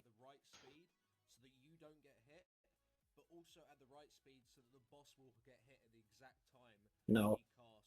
Like if this guy's all the way out here, the hunter would be doing dick. Yeah, it also looks like it moves pretty He'd quick. be in range now, like over here. Yeah, but then why not just have the priest do it? Isn't this the priest doing it, or am I crazy? Priestess healing the people that are. This looks a lot like a monk. I could be wrong. Yeah, but, this is the brewmaster tank. So yeah. This is their off. This is their off tank. Yeah, you can also have a tank do it. So we'll see. Let's have a DK do it. Fuck him.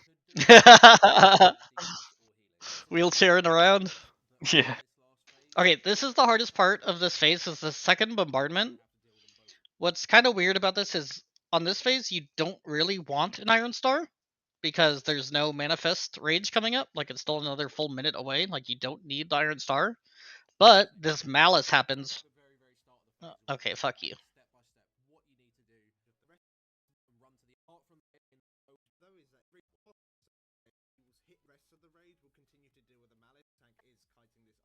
This would never have happened with Epur. Okay, so the problem is though this Malice is gonna happen.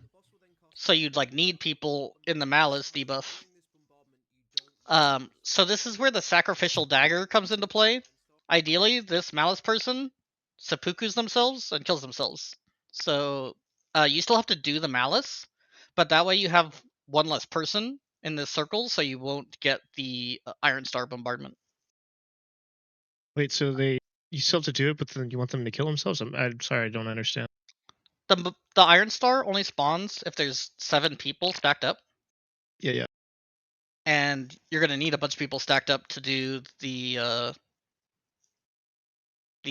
Malice correctly. So if it's like one less person, that's one less person you need to have there. So I think I'm still missing something. What happens if the person with the Malice with the arrow right now? What if they just kill themselves? Does something happen? Does the Malice like wipe the raid or? Yeah, if you don't do the Malice correctly, it'll wipe the raid. Okay.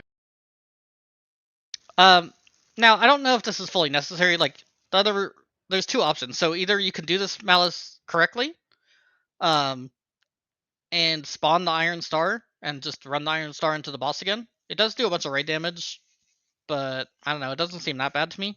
Or the other way you can do it is like just have a lot less people in this circle, and they're gonna have to like pop some like crazy defensives or immunities. Like instead of having 7 people, you'll only have like 3 or 5 or something, and they just pop like immunities and defensives, and that way you don't get an Iron Star. What's the range of the Iron Star grouping? Do we know that? Let's see. 8 yards. Yeah, 8 yards. At least 3 players. Within any 8-yard radius. Okay, man. But I don't know. Maybe that dagger trick is more for like 10 men, because like 3 out of your 10 players is a lot. But for us, like maybe we could just have 6 in there and it's fine. We just like pick 6 people with strong defensives and we use them for the Malice. I mean, if you're on opposite sides of the Malice, wouldn't it not be within 8 yards too? Nah, because the 8-yard radius then the would be person centered in the around middle. Yeah. would be That's in what the I thought range of about all too. 8. Yeah, it connects them. Yeah. So what I think we'll do is just have 6 people doing the malice mechanic at the end, and everyone else fucks off, and that way we shouldn't get an Iron Star. Maybe that's how we make warlocks good again. They just step into the circle and don't give a fuck. Mhm.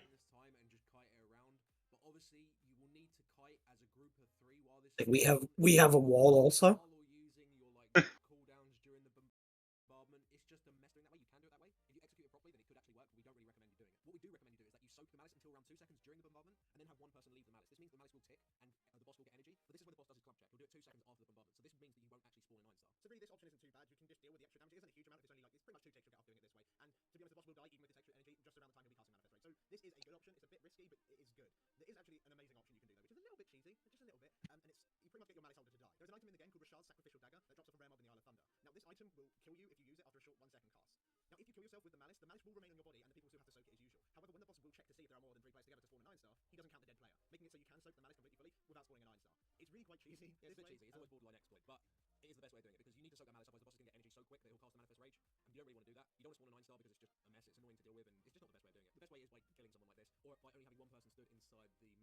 What I find funny about this whole thing is like it doesn't seem that bad to spawn the Iron Star. Like, it's not ideal, but like you just like kite it around and run it into the boss again. Or you don't even have to kite it around; you can like bring it straight into the boss. Does he take increased damage when he Yeah, gets? there's some kind Iron of Star? damage buff for damage taken or something. Oh, not from the Or Iron should you- Star. I think just from the phase. Really? Because these numbers don't look normal the way that this. Yeah, let me see. It probably says on here. Heroic mode.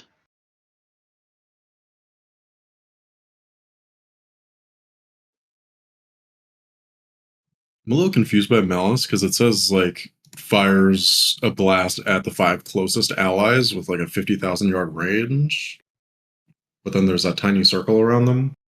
I think that's if no one soaks it.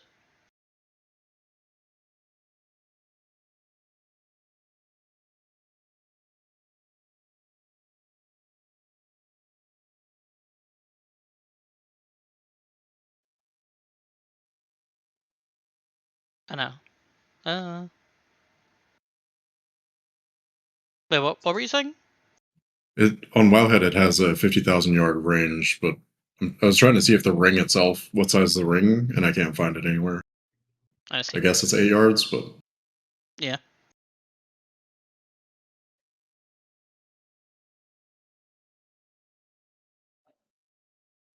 I could have sworn there's like some kind of damage buff in this phase. No. Yeah,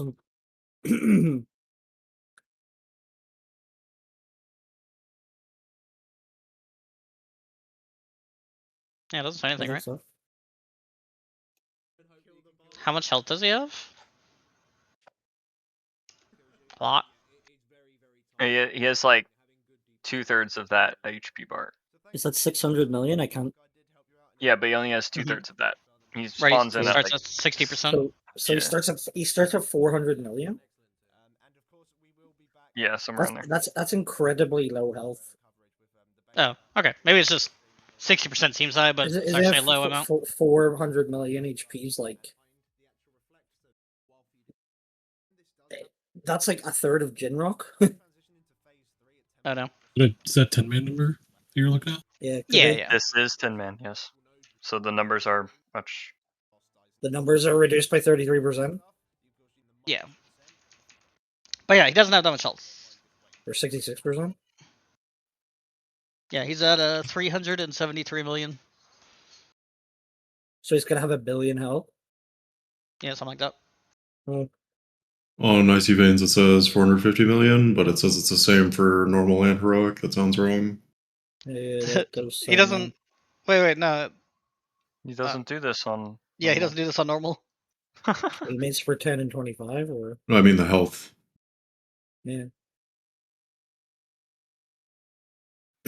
Health is going to be different on 10 and 25. The 25-man bosses have 70% more health, right? Something like that, yeah.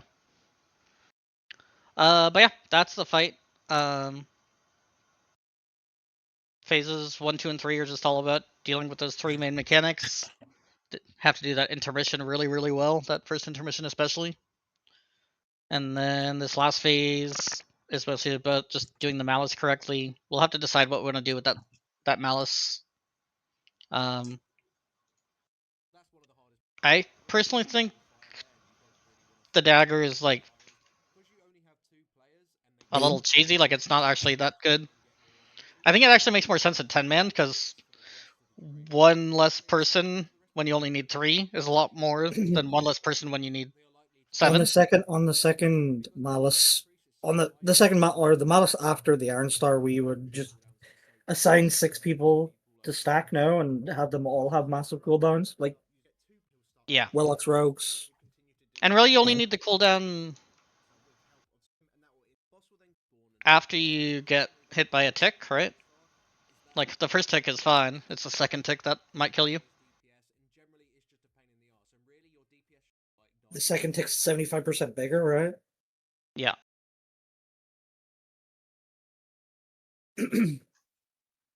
I'll solo soak it. I'll just admit it. Yeah, I mean, that'll Easy be clap. good. Send it into diffuse. You could spirit link and have, well, I wonder if you couldn't, right? You couldn't spirit link with the rest of the raid because no, they'd be too close, and they would spawn the Iron Star on you. All right, so this is the method garage kill. It's worth to note like they have more gear than we will have, but it's interesting to look at regardless. And like generally we do good damage compared to these guys. Yeah, I mean a hunter on the top of the meter. Oh. Well, hey, I'll have you know I worry, was the top of the orange. meters last week on one fight. Fuck you guys. One whole fight. So they're just going out for Desecrate. They did kill this first Desecrate weapon. I mean, our Warlocks are going to be bouncing dots on it anyway, so. Yeah, we're going to kill it. Unintentionally. It goes off after 10 seconds, so we could maybe FK. And then they don't seem to care about these ads much. Like, they don't try to kite them or CC them or anything. They just bring them in and AoE them down. How do they... are those getting MD'd or something? How are they getting in like that? Are they focus on someone, right? That's... Well, they all run to the middle of the room, and then they're supposed to, like, fixate on the closest target. Right.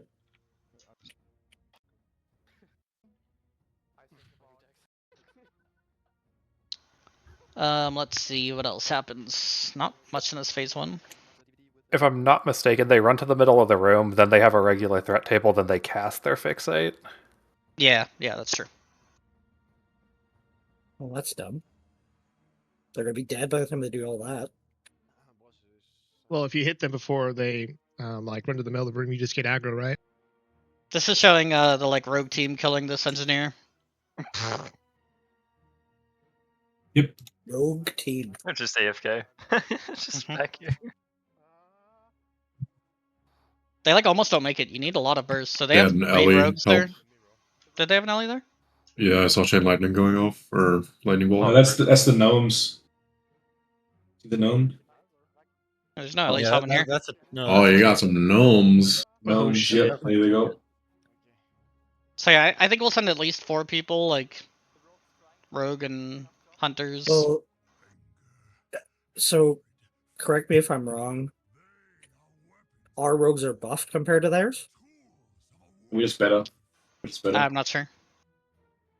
Isn't there some Zyrene TM rogue gameplay in our rogues?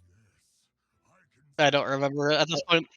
I thought True. I thought they did. I thought subtlety was like a complete piece of shit in MOP, and they made it like They made it a Yeah. lot. They made it a Yeah. lot better. yeah. And Oh, look at this health. This is the first transition. This is the really important one. It looks like the left, front left, I think.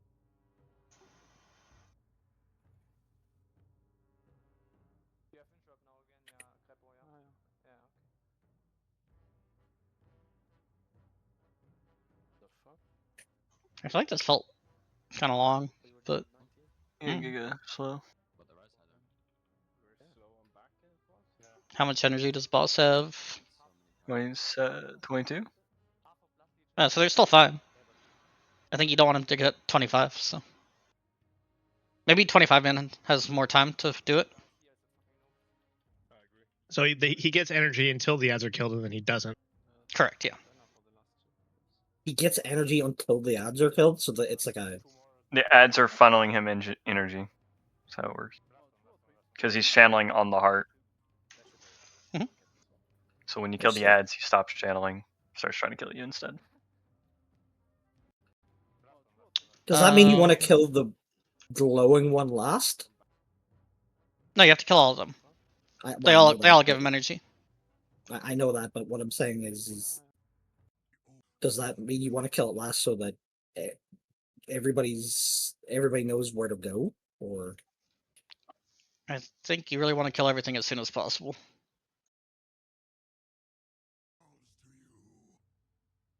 I'm gonna see how long they're in this phase for. It says up here. If you kill them all at the same time, he's just loose standing up there, or while we're running back to get a buff. Say it's back left. He does like an RP before he starts slamming, but yeah. But what happens if we're still getting the buff and he's just dicking around up there? Is he going to be mad at us? I don't know. So they take 23 seconds. And so there's more time. Oh wait, I saw the orbs. They were in the middle. Yeah, the middle pack had a. Yeah, the middle pack had it. That's the other thing is I think there's 3 orbs. So like, let's say it's in the front, the like close left. The close left people can kill them. They can get their own buffs, like those 5 people. With the 1 orb, and then like everyone else can come back and get the other 2 orbs, maybe. Yeah. I think if it's one of the ones in the front, it might just be prudent to have everybody nuke that group, grab the thing, and then continue on. But you have to get to the back to interrupt the ones in the back. Sack 2 people that can stun interrupt them, I guess. Because Yeah, if there's 22 people on one mob to get that orb out, it should be dead within like the second. Yeah. I don't know, we'll have to figure that out.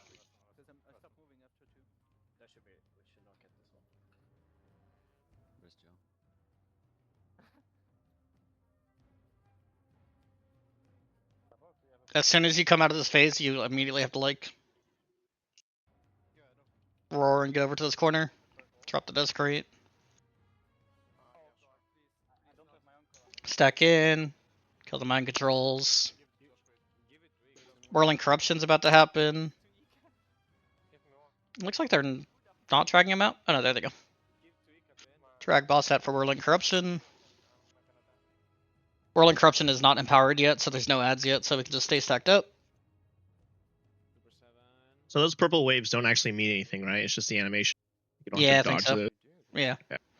Okay, the baiters go out for Desecrate Weapon. They stack back in for Mind Control.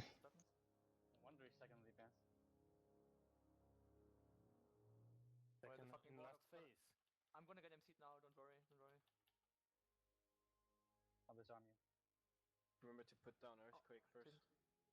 I would, but not worth it. Bait Desecrate Weapon. Do they drag the boss hat for Whirling Corruption? So good when it's empowered MCs and I'm not in, I'm going so much DPS. Doesn't look like it. They're just keeping him in. Fuck it. I'm not sure why. Maybe they have cooldowns there, I guess. They're not scared. They're not scared of this. They just have cooldowns assigned to it. Yeah. I spy with my little eye on Windwalker.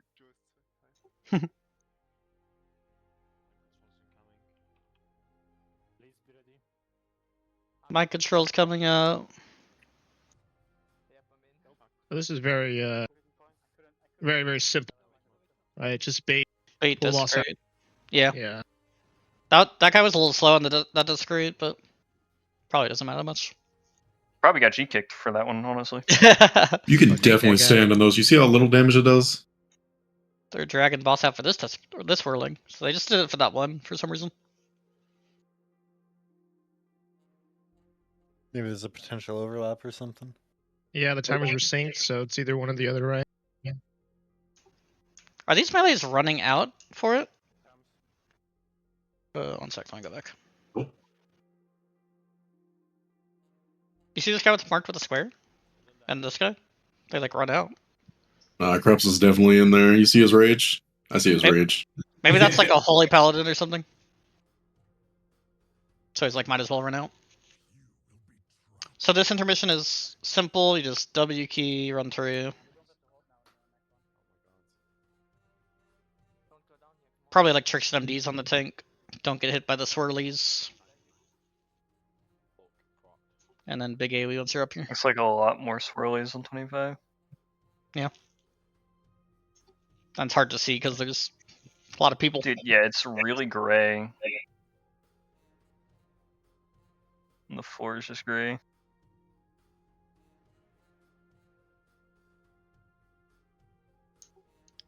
I think we were talking about for this Annihilate to like reduce movement as much as possible. Like the melee runs straight through the boss to the other side. And then like some of the range go left and some of the range go right type thing. Seems like the other bosses are going to be harder than this. Seems very straightforward. Mechanically, yes, but it's a long fight. Yeah, and I think it's just like a numbers game too. Like everything hits really hard. These guys have 1 full week of normal gear and then 1 full week of like 1 almost full week of heroic gear. So they have a lot of gear on them. Handicapped. Did you know that originally you couldn't do heroic without doing normal garage first? Yeah. It's the same for all of the bosses since Lich King. Mm-hmm. Even Anob, right, in TOGC. Yeah, I think there's always been a heroic week and you have to do normal to do heroic. Yeah. I believe so.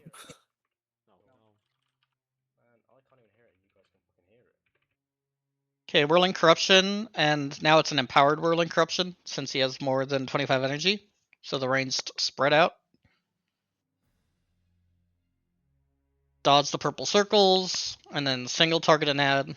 And then, like, really important, these 3 ads are together. Like, single target one of them, make sure you pull it away from the other ones, and then kill it.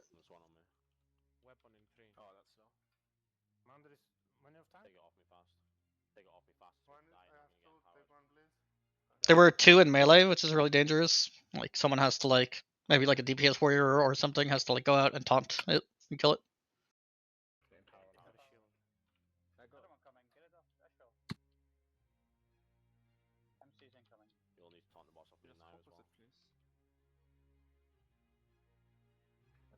Mind control, killed him. Bait desecrate. So yeah, look at these timers. Desecrate and empowered whirling corruption on the exact same timer. So they all go out to bait the desecrate in case it's desecrate. And then if it's empowering corruption, we have to spread out right away. And it's whirling corruption, so spread out. That spawn. And there will also be a desecrate weapon like right now. So any ranged player, including like not people in the Super 7, you want to be as far back on the wall as you can be, because it can throw a weapon at anyone. Like that one's okay, but it would have been better if he was a little bit further.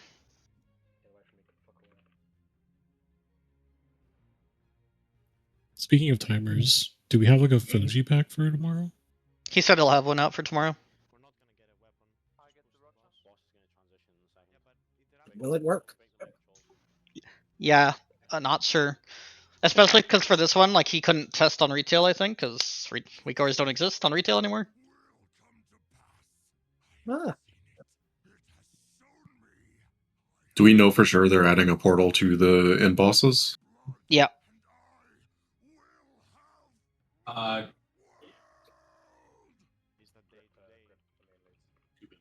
You know, something super important I noticed is they gave the hunter a 4-piece right away. No, he got it from LFR. They usually do a lot of normal splits on like normal week, and their prog people just get super funneled. They do LFR, surely, right? Yeah, surely. I think it comes out heroic week usually, right? LFR, and just like the first wing or something. But yeah. Spread out. Are they? This is the first set of ads in this phase, right? So they're killing these ads. And again, that was kind of like a bad overlap again, like it was ads and weapon at the same time. It's just a defensive cooldown right on him. What's up?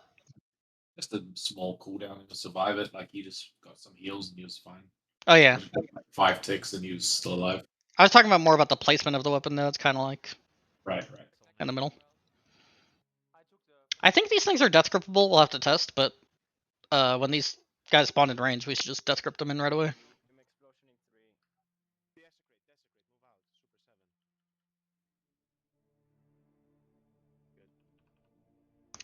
Let's see.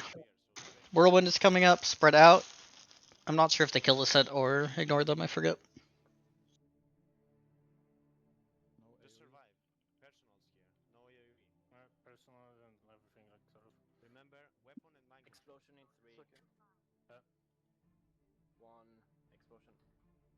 Oh yeah, I forgot. At the end of the whirlwind, he like explodes and does a decent amount of raid damage. So he just took 1,000,000 damage in like a split second. yeah, it's just he was in melee during the whirlwind plus the explosion.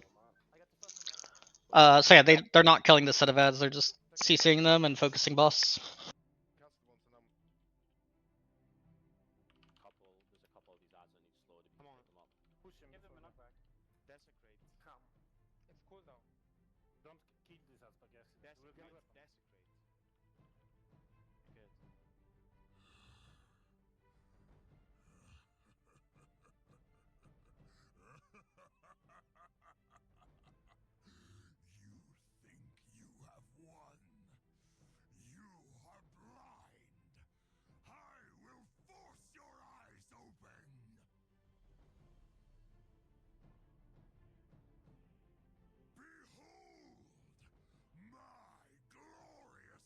Really, there's a checkpoint, right?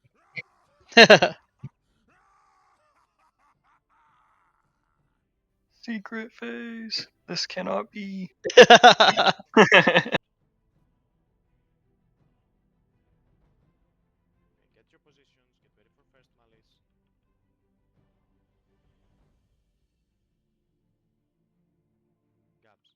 So first Malice is here. He's just bouncing left and then right, left, right.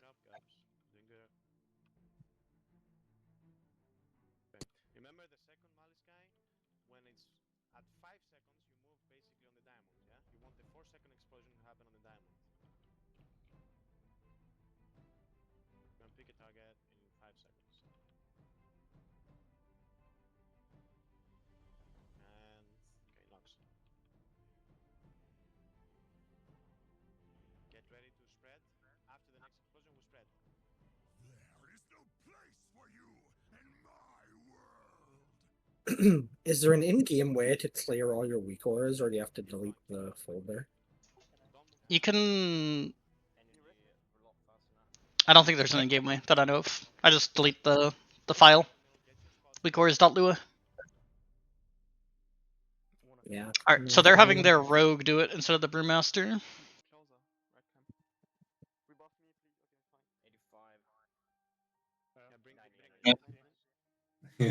Yeah, I'm a big sport of this. He doesn't have burst of speed. Yeah, he just sprints. Yeah, he just sprints. Fine. Generally, he'll start casting before you'll need like multiple sprints. Yep.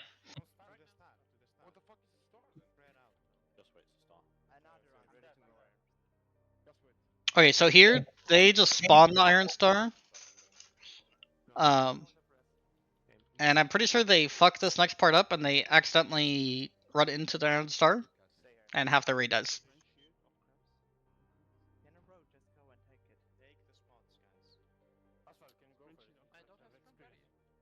That sounds right. Yeah, so this Iron Star over here, remember, it always fixates the closest target like once every 10 seconds. So they have like a druid kiting, and then this guy goes to try to pick it up, it switches to him and just runs into him right away. They stand in fire and die, right? Also. So we don't want to pick it up yeah. from behind. You want to be like a step behind the guy currently cutting it. So, You can pick it up from behind. You just can't be like on top of it. Like, look where this guy was. yeah, and running towards it either. Yeah. It is a lot more dangerous though. Like, yeah, I would recommend just like going to where the druid is, and like just going one step behind him and It'd letting be it. easier to gauge that you're closer as well if you just step behind that. It's dude. The Iron Star's on his. It ran over his face, dude. I mean, it's hard to see exactly because like, let's see, frame by frame. He's right up. He's still walking towards it. Enhance. Yeah. It's fixated right there. I'd be inching it. Yeah, so far, dude, that's like it hits him in the dome. He didn't react. Give it a little smooch. It's worth noting, guys, when the Iron Star runs into something, I think the boss or someone, if you're casting, it'll lock you for 7.5 seconds. I think Paladins can prevent that. We don't have those, sorry. Yeah, we're not bringing any of those. 7 Windwalkers, though. I feel like I've been lied to.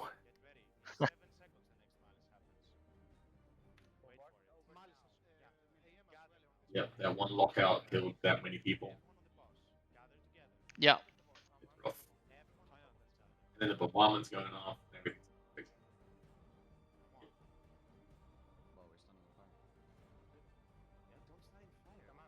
Don't stand in fire. Kind of like us on Sand Trap. Yeah.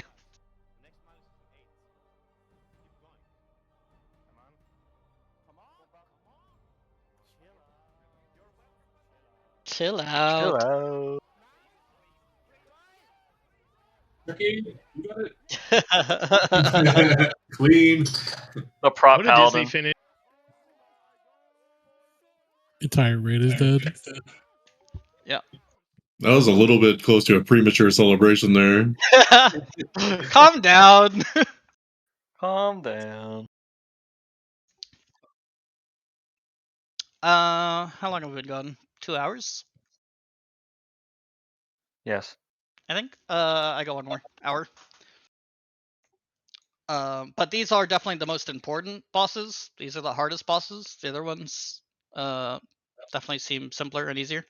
So we're really gonna focus on these ones. We're gonna like teleport straight to these bosses and just start working on them right away. Ideally. So that's the plan. But we can go through the other bosses. I won't spend as much time on the other ones. But we need to know all of these bosses really well. Let's see. What do you think, Feed? Should I just start at the beginning and go through the easy bosses, or Yeah, I think so. Okay. And again, I'll be faster, and we'll be done out of here within 1 hour.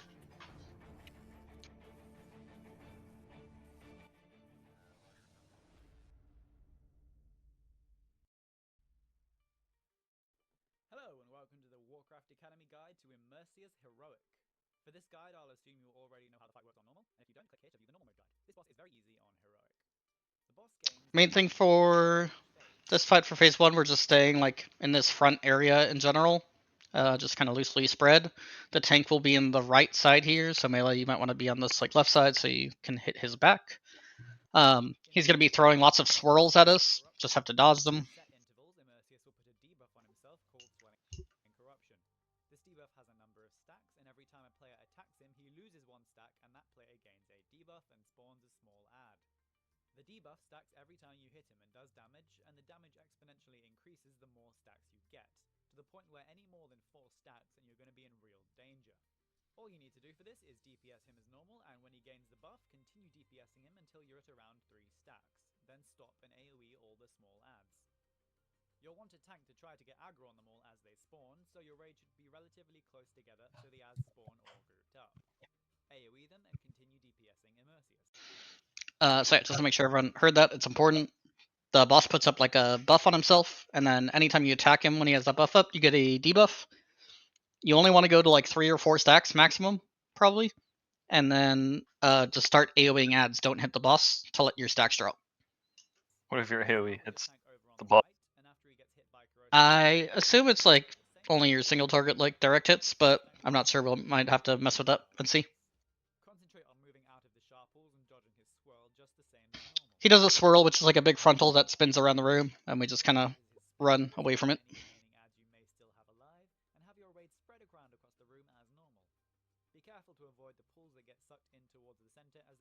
Yeah, when the boss reaches 0, he goes to phase 2, and all of these goo piles on the ground get sucked in. So melee, it's really important you're not like here in the middle and get hit by all of these, you'll die. If you look at the assignment sheet here for Immersius, we have planned like world markers here, and everyone's assigned to a world marker similar to like Primordius. So you just go to your side, and then these ads will spawn. There's like black ads that we have to DPS, and then like white, blue ads that we have to heal. And these are fully stunnable, slowable, grippable, everything. So really make sure you're using your class abilities. Use your binding shots, use your stuns, anything you got. And then healers, you're just healing the blue ads. Basically, you just want to heal through the damage and avoid letting ads go through so that it doesn't grow too much, but you'll be doing that anyway. You don't really need to pay any attention to this mechanic. Save your defensive raid cooldowns. He's talking about right now, but anytime a ooze reaches the middle pool, it like gets bigger. And then if the pool reaches a player, it like explodes and does some damage. They say it's not that big of a deal, so we'll have to see. But I have some raid cooldowns planned for it just in case, but don't have to like worry about it. It's not really anything you can like do about. Nothing you can do about it. Pretty sure when the player hits the pool too, it shrinks. Yeah. So it kind of just like auto regulates itself.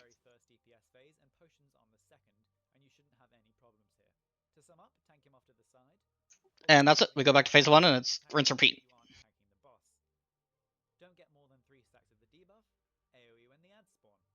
Avoid the pools as they get sucked in for the transition, and split as normal to handle the puddles. And I think you have to do like 3 phase 1s and 3 phase 2s, I believe. Thank you very, very much.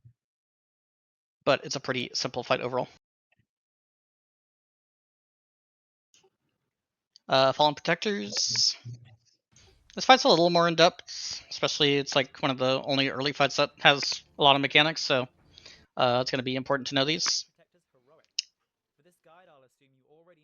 There's 3 bosses, Rook, Sun, and He. And we do want to kill all of them, and they don't share health, and they don't heal up to full. But anytime they reach 66% or 33% health, they do like a super mechanic.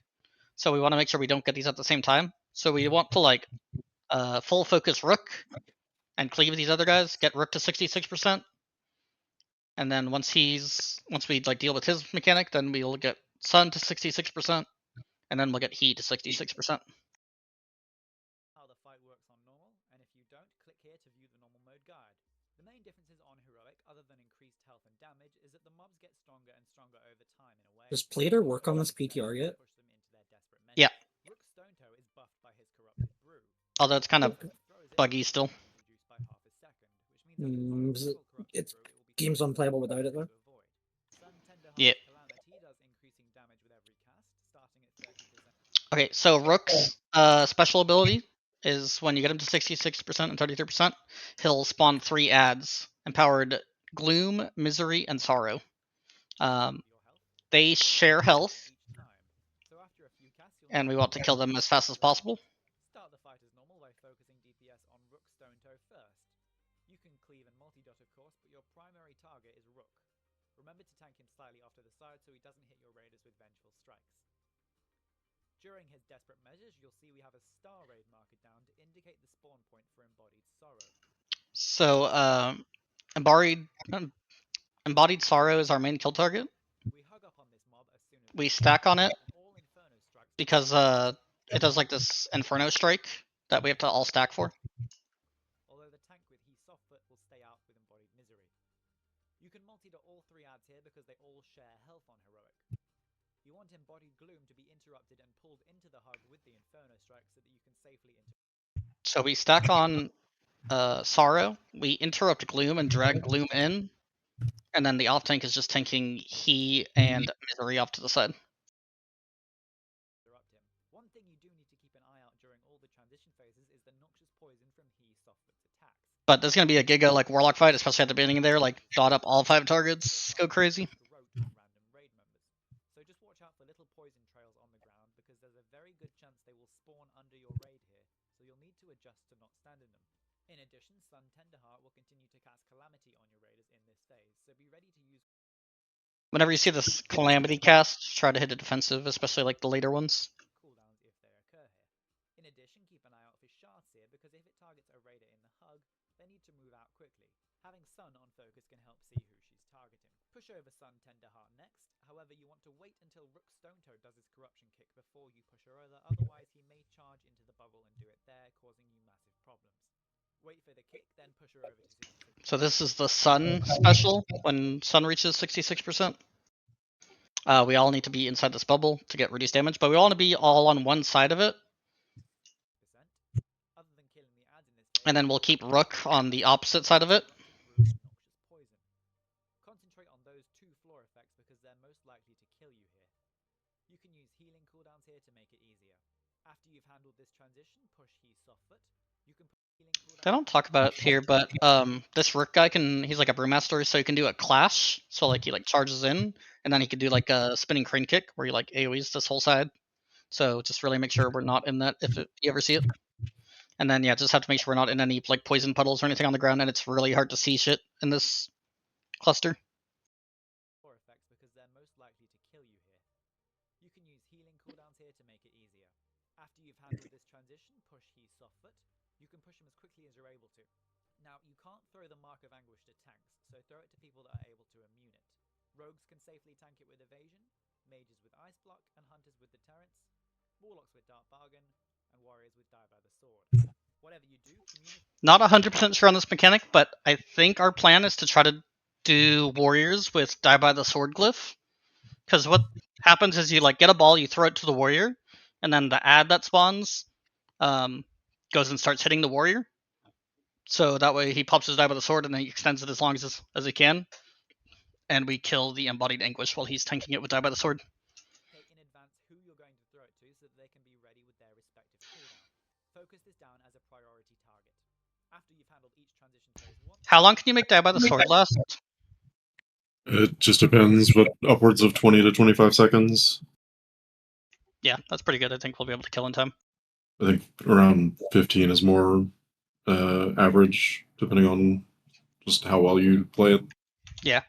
So maybe we'll have like a backup target if you are running out, then you can pass it to someone else. I also don't know if you're parrying the abilities, if you're getting stacks. Whose mic is going off? I didn't see. Yeah, I think so. The same cycle again. This is a good time to use Bloodlust since you'll have slightly lower DPS than you did at the start. Once they're all below 33%, you just need to ensure you DPS them evenly down to 0. Don't let one push significantly before the other or they'll heal back up. Switch targets as needed to keep them even as you DPS them down. So yeah, you do all of the super abilities twice, and then at the end you want to kill them all at the same time. To sum up, push the bosses in the order of Rook Stonetoe, Sun Tenderheart, He Softfoot. During Rook's desperate measures, stack up on the embodied sorrow, multi-dot each mob, and have Gloom interrupted and move into the hug. Move out if you get Sharseer on you, and watch out for poison on the ground. Wait for a corruption kick before triggering Sun's desperate measures, and hug in the bubble as normal. Focus on avoiding corrupted brew and noxious poison on the ground, and use raid cooldowns as required. During He Softfoot's desperate measures, throw the Mark of Anguish to classes that can immune it or avoid it for the entire duration. Other than that, it's the same as normal, and ensure they all die at the same time. Probably Tonka will have you be the backup target for the warriors, and they can throw it to you, and then you can evasion.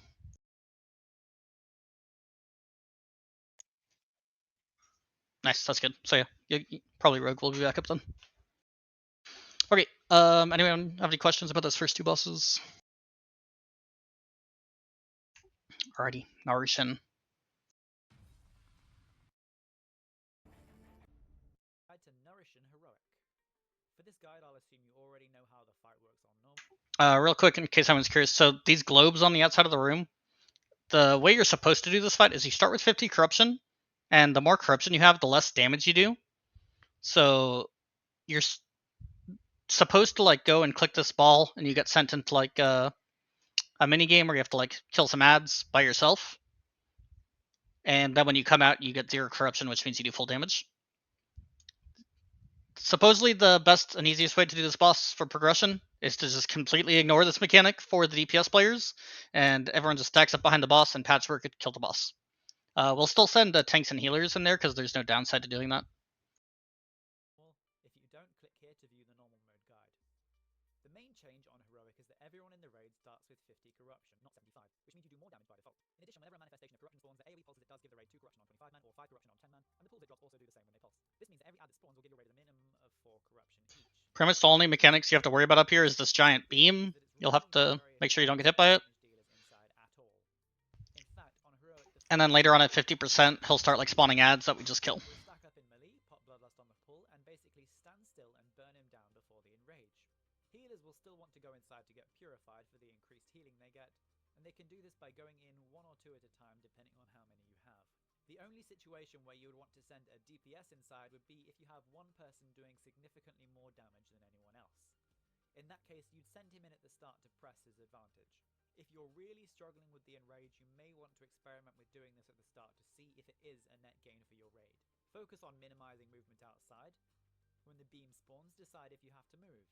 If it's on you, move slightly to the left or right and determine if it's coming towards you.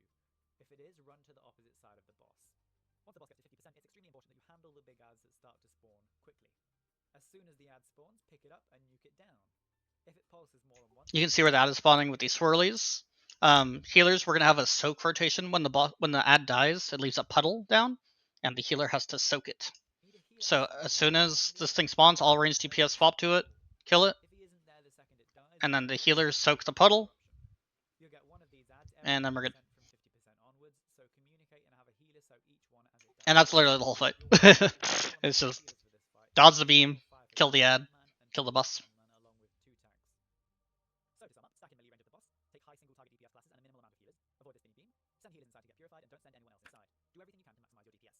From 50% onwards, kill the ads that spawn immediately, and have a healer be ready to soak the pool the second it dies. That's it. Thank you very, very much.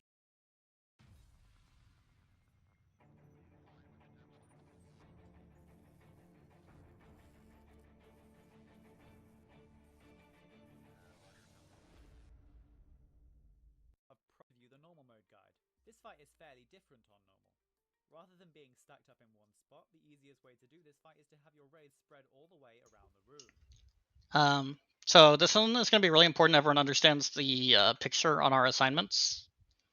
So everyone take a look, make sure you understand it. So the way I have it is when you're looking at the boss, well, first off, there's 4 world markers on these 4 corners. So, Flat, Balk, Turtle, and Epur are all on triangle. And then on your triangle, you have an assignment, either the close button, the left button, the right button, or back up on the left button, or back up on the close button. Or back up on the left or right button, back up on the close button. So the close button is always the one closest to the boss. The left one is from triangle. When you're looking at the boss, it's to the left. And the right one is from the triangle looking at the boss, it's to your right. So everyone get that? People get imprisoned in these 4 corners, and then you need to have one person on each of these glowy buttons to let them out. But let's say, Bach is assigned to the left button, and he's the one that gets imprisoned. That's why it's really important for Epur to be back up on that left or right button.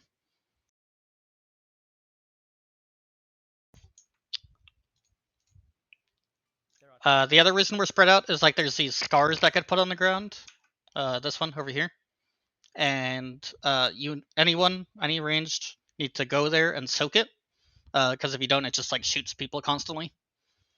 And then as soon as you soak one, you get like a debuff that you can't soak another one for a while. There are 2 new mechanics on Heroic. First, he'll frequently spawn rifts of corruption at random locations throughout the room. These will shoot shadowy bolts at random players and do 350,000. So the debuff is 1 minute, so you just have to soak a thing every 1 minute. As soon as you see one, just go and soak it. And then I think a good idea is after you soak one, get closer to the boss, and that way people know that you're not going to be able to soak. Shadow damage to them and give them 5 pride. But like anyone, if you see this like these scars out here, even if you're a melee, like boots out, soak it real quick, get back in. Like it doesn't take long, and they need to get soaked. Or like hunters, if you see one, just like disengage over to it, soak it. You could run over these rifts to remove them, but doing so will cause you to take some shadow damage, and you get a debuff that stops you closing any more rifts for a minute. So you can only close one rift per minute. These rifts can spawn all over the room, so you'll need players to run to them as they appear to close them. Add spawn on the left and right side of the room. We need to get these like gripped in, interrupted, silenced in, and killed as fast as possible. I assigned the Death Knights to like each side, so death grip it and then also strangulate it, and bring it in as much as you can. And everyone, whenever you see these ads, immediately turn, kill them. If you don't have the debuff, you should be actively looking for a rift to close, and every person in your raid needs to help close them to keep them under control. You can use a weak aura to see this debuff. In addition, he'll occasionally transport players into a banishment. Okay, this is the Pac-Man minigame on this fight. He'll randomly pick someone, and they get put into this Pac-Man game. You're forced to run forward, and you have to dodge the ghosts and eat the yellow balls. But there's an exact pattern that you can do to never get hit, because it's always the same exact pattern. So you run forward, you turn left, you get this ball. You turn left into this corner, you get this ball. And then I'm pretty sure you can either go forward and around this circle, or you can just turn around and go straight. And then usually by that time, your ghost upstairs, like you leave a ghost behind of yourself. And whenever we see this ghost, all DPS need to swap to it. And when we kill your ghost, you pop back upstairs. What do the yellow balls do downstairs? They do damage to your ghost upstairs, so it makes you get out faster. Ah, okay. Can you boots when you're down, or is it just you're just kind of running at that speed? No, you're stuck in a. Oh, okay. It's like RP speed then for whatever. Yep. Okay. Go left again down here, then follow the circle round to the right, by which time you should. These are the only changes to the encounter. So start with your raid spread evenly on all four sides of the box. Oh, so this mechanic is interesting. Gift of the Titans. It goes on a bunch of people. I'm not sure how many on 25 minutes. Let's see.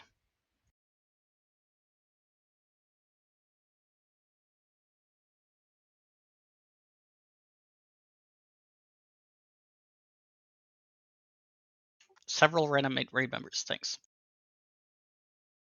Ooh, that's more than 3. Okay, so a bunch of people get Gift of the Titans, and if all of you guys stack up together, you get a 15% haste and damage and healing increase. But also importantly, you can't get any pride if you have this buff. Actually, even if you just have this buff, actually, it's just a normal Gift of the Titans buff. And people need to get dispelled, and dispelling gives you pride. So it's really, really important, any healers that get this Gift of the Titans buff, that you're dispelling people on cooldown. Healers without the buff can dispel, so you just have to watch your pride levels. The more pride you have, like the more damage you take from a bunch of the mechanics.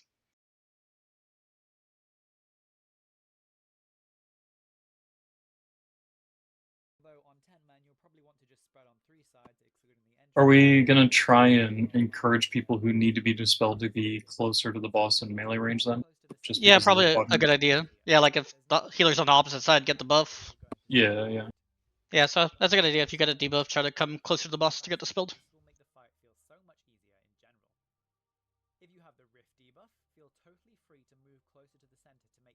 Oh yeah, there's a weird mechanic on this fight. They just like spawn these random little lads. Oh.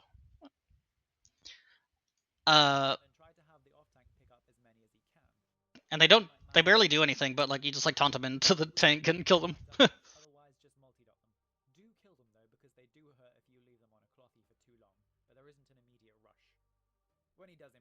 So here's the imprison, here's the glowy buttons. Again, we have like 2 people assigned to each button. So it's really, really important you guys are near your button and you're ready to go and click it and stand on top of it. I'm pretty sure you can just like pre-stand on top of it too, like when you know the ability's coming and it'll just immediately release them. So all 3 people need to click. It looked like he was moving before the third person clicked, or yeah, all 3 buttons need to have someone on top of them. I think they just turn blue really slowly once you stand on them. Oh, okay, that's probably what it is then, yeah. On 10 men, since only 2 prisons are active, your 2 tanks can safely take the one behind them, leaving the other one for anyone to take it. When he does Manifestation of Pride, those closest to it should immediately... For that mechanic, are we just expecting everybody just to go to where their sign is and step on it regardless if they're in or not, so they're not thinking about if they need to go?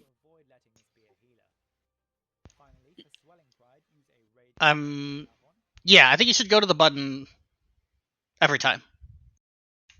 Everyone is assigned a button. Just always go to your button when the imprisons happen. Dope. Is there something preventing people from doing more than one button? Yeah, you have to be standing on it.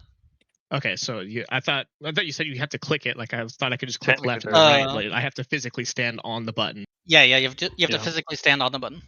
Okay, it's a good question. So once you have enough pride, when he does this like ability, it spawns like these purple circles. And then if you have more than 50 pride, you'll get this one, where it'll be a green arrow over it, and you have to go and soak it. You're the only one that can see this green arrow, and you're the only one that can soak this thing. It's only if you have more than 50 pride, though.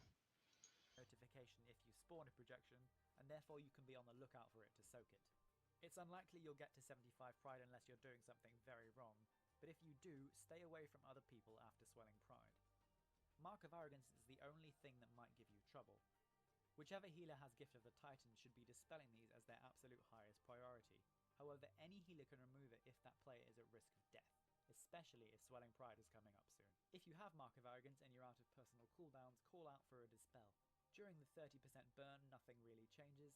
Pop Bloodlust. Probably worth it to run Glyph of Shaman to your Shaman so you can dispel yourself. Although I don't know if that gives yourself pride. I don't know. We might have to play with that. I think it counts as a dispel on details, so I would presume that it does the same thing as being dispelled. Okay, so maybe that's bad.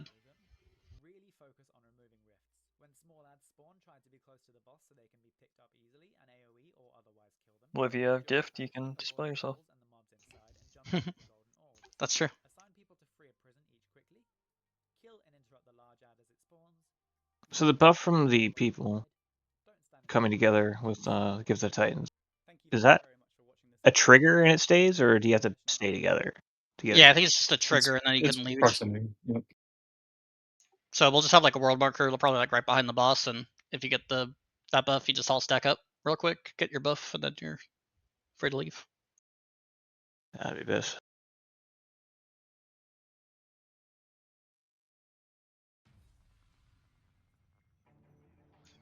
Gallicrass.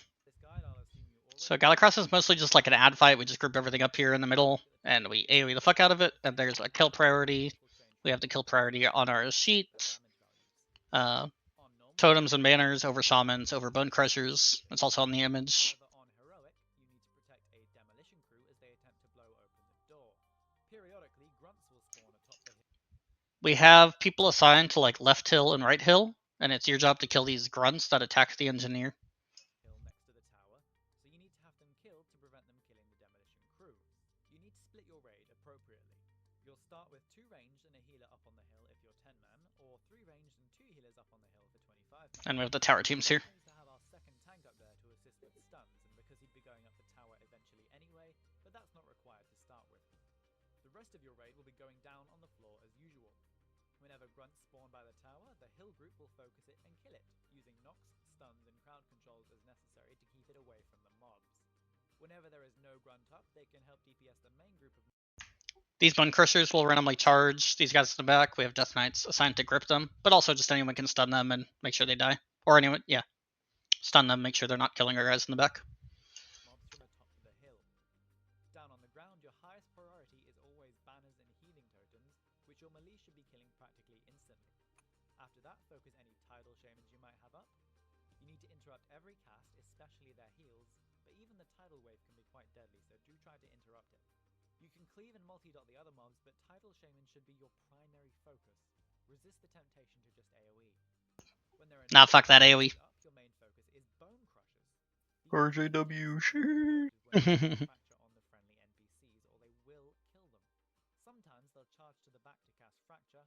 Other times they'll use it on Varian when he's in melee. Either way, you must interrupt it. You'll have 2 Bone Crushers in the first wave along with some trash mobs, and in the second wave you'll have a Tidal Shaman and some other trash mobs. The third wave is the first mini-boss. Focus the 2 Ebon Stalkers first and be sure to avoid their Shadow Assault by moving out of it, especially if you're melee. The Shadow Assault seems hard to see. It's like some shadowy shit there in melee. When they're dead, kill Cobra the I don't know. Try not to stand in it. before you swap to any other target. After she's dead, kill the Demolisher. When it's dead, your heal group can ascend the tower. It doesn't matter who you send up, but you'll want to send 2 DPS, 1 tank and 1 healer if you're 10 man. Yeah, again, we already have those assigned, and you guys can just like stand up here the whole fight and shoot down. Or just like when this Demolisher is almost dead, then you can go up either way. Oh wait, no, not either way. You have to be up there because you have to kill the grunts up there.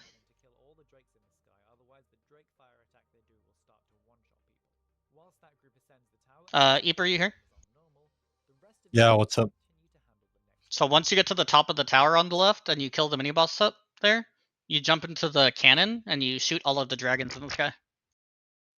Okay. Yeah, yep. How many dragons are there? There's a bunch. Like 20. This is not gonna be good for my fucking parse.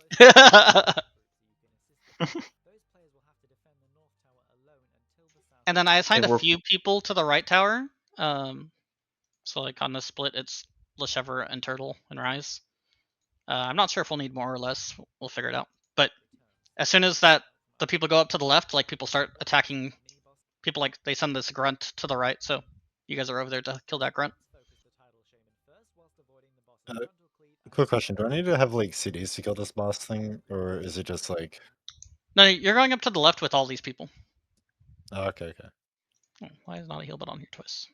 There's like a non-zero chance Warcraft logs will only make the boss's damage count, not everything up to it. So your parse should be fine. Yep. Ideally. Moonecraft logs. Kill the Demolisher when it appears and then have the tower group climb the north tower. As long as you split your raid properly and focus So yeah, you're going up to the left tower with all those people. You all kill the boss, and then once the boss is dead, you're just staying up there a little bit longer and jumping in the cannon and shooting things down. Okay. Once the north tower group has almost cleared the tower, send 1 player back up the south tower to help shoot the boss down, just like on normal. Okay, they're not showing it, but you got a second Demolisher, and then Team 1, you guys go up the right tower and do the same thing, kill that mini boss up there. And then Prox will be at the top of that second tower. And Epur, you and Prox then both need to shoot the boss at the same time to bring him down. Okay. So you go up there, you kill that mini boss, you shoot all the dragons, then you can come down and just start like AoEing stuff. But then like when the next Demolisher dies, you go back up the left tower. There's actually a rope you can climb.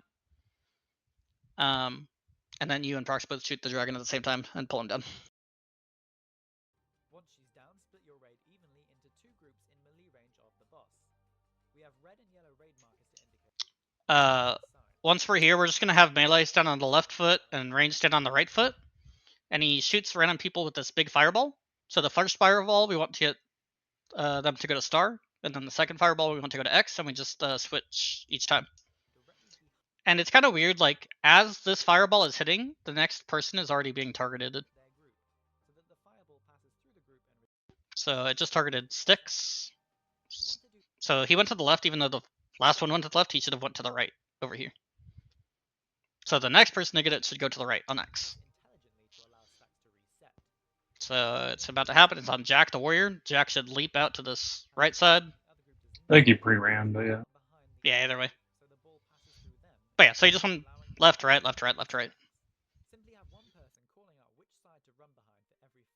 And this is when we lust and kill the boss. Is there a way to make these retail frames show fucking debuffs? You have to get all the like PTR add-ons. We have them linked. So we have they have supplied us with retail plater, but it doesn't show debuffs. Are they retarded? I wouldn't put it past them. I'm not sure. You should just get the plater that we're using that works. Yes. We have it pinned somewhere. Bear back. This is going to be a problem on live also, though. It's not a problem. Plater works. I just downloaded Plater and it doesn't show Not. debuff. You have to get the right Plater. I took it from mine, Discord. Mine doesn't work on the target dummies. It works on the actual mobs, so. Oh, Mine so is that's working on everything. Well, is that why? I don't know, but you could go find a mob out in the wild and see if it works there. Where's the add-ons pinned? You said they're pinned somewhere, right? I just put it in Mop General. But yeah, you guys should all really make sure you get on the PTR, make sure your add-ons and makers are working. A bunch of us have already done it, they're all working. Yeah, it's working on ads. Yeah, just not the target Like, dummies, right? But not the target dummy. Yeah, that's what I have, but I mean, hopefully the raid doesn't consider the mobs target dummies, I guess.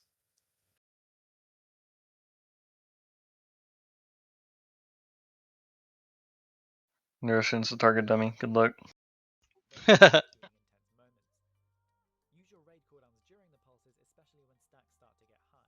Yeah, that's pretty much for this whole fight. This fight seems very, very easy to me, but I don't know, maybe there's some hidden difficulty that we don't know about. So we'll see. Let's go to Iron Juggernaut.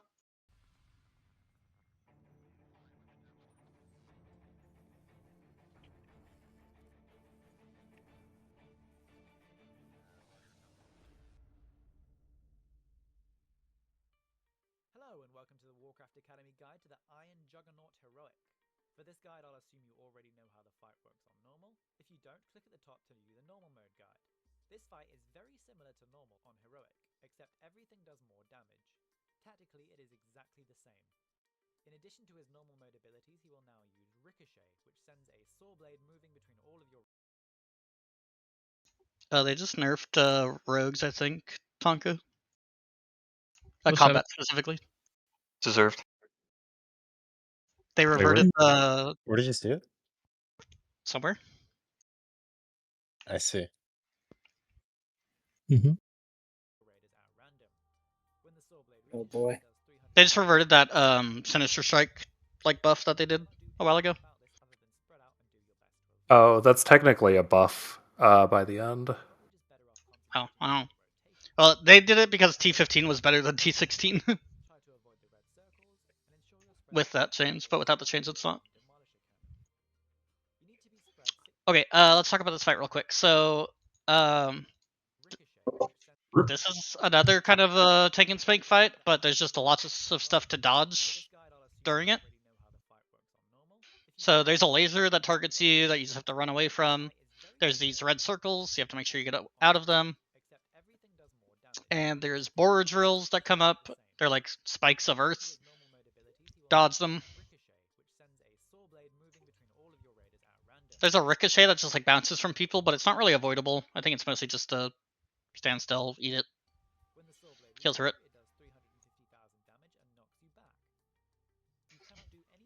One of the really important mechanics is about to come up, Crawler Mine. So he puts down a bunch of crawler mines on the ground. Oh, 1 sec.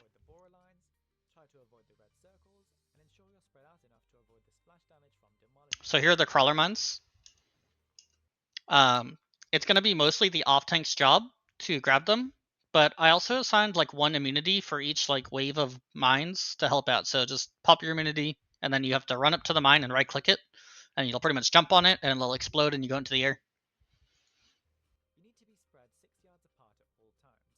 Warrior tanks are really good at this though, because they can like hit one, intervene down, hit one, charge down, hit one, leap down. Ideally, one of your tanks will soak every mine that spawns using his active mitigation, but if he's too slow to react, he should call for help with one of them. The damage from the mines is 1.5 million physical damage, but factoring in armor, for clothies it will be closer to 1 million and for tanks closer to 600k, so it's very easy to soak with small cooldowns and active mitigation. You can still use immunities and hand of protection. So if you look at the assignment sheet for Iron Juggernaut, for each like mines, I put 1 immunity person. I'm not 100% sure deterrence works. I think it does. If not, tell me. They just said hand of protection works. It's kind of fucking busted. Yeah, that's good. But I mean, I think in practice, like, really the tank should be able to get all of them anyway. We're just kind of doing it for practice, or just in case type thing.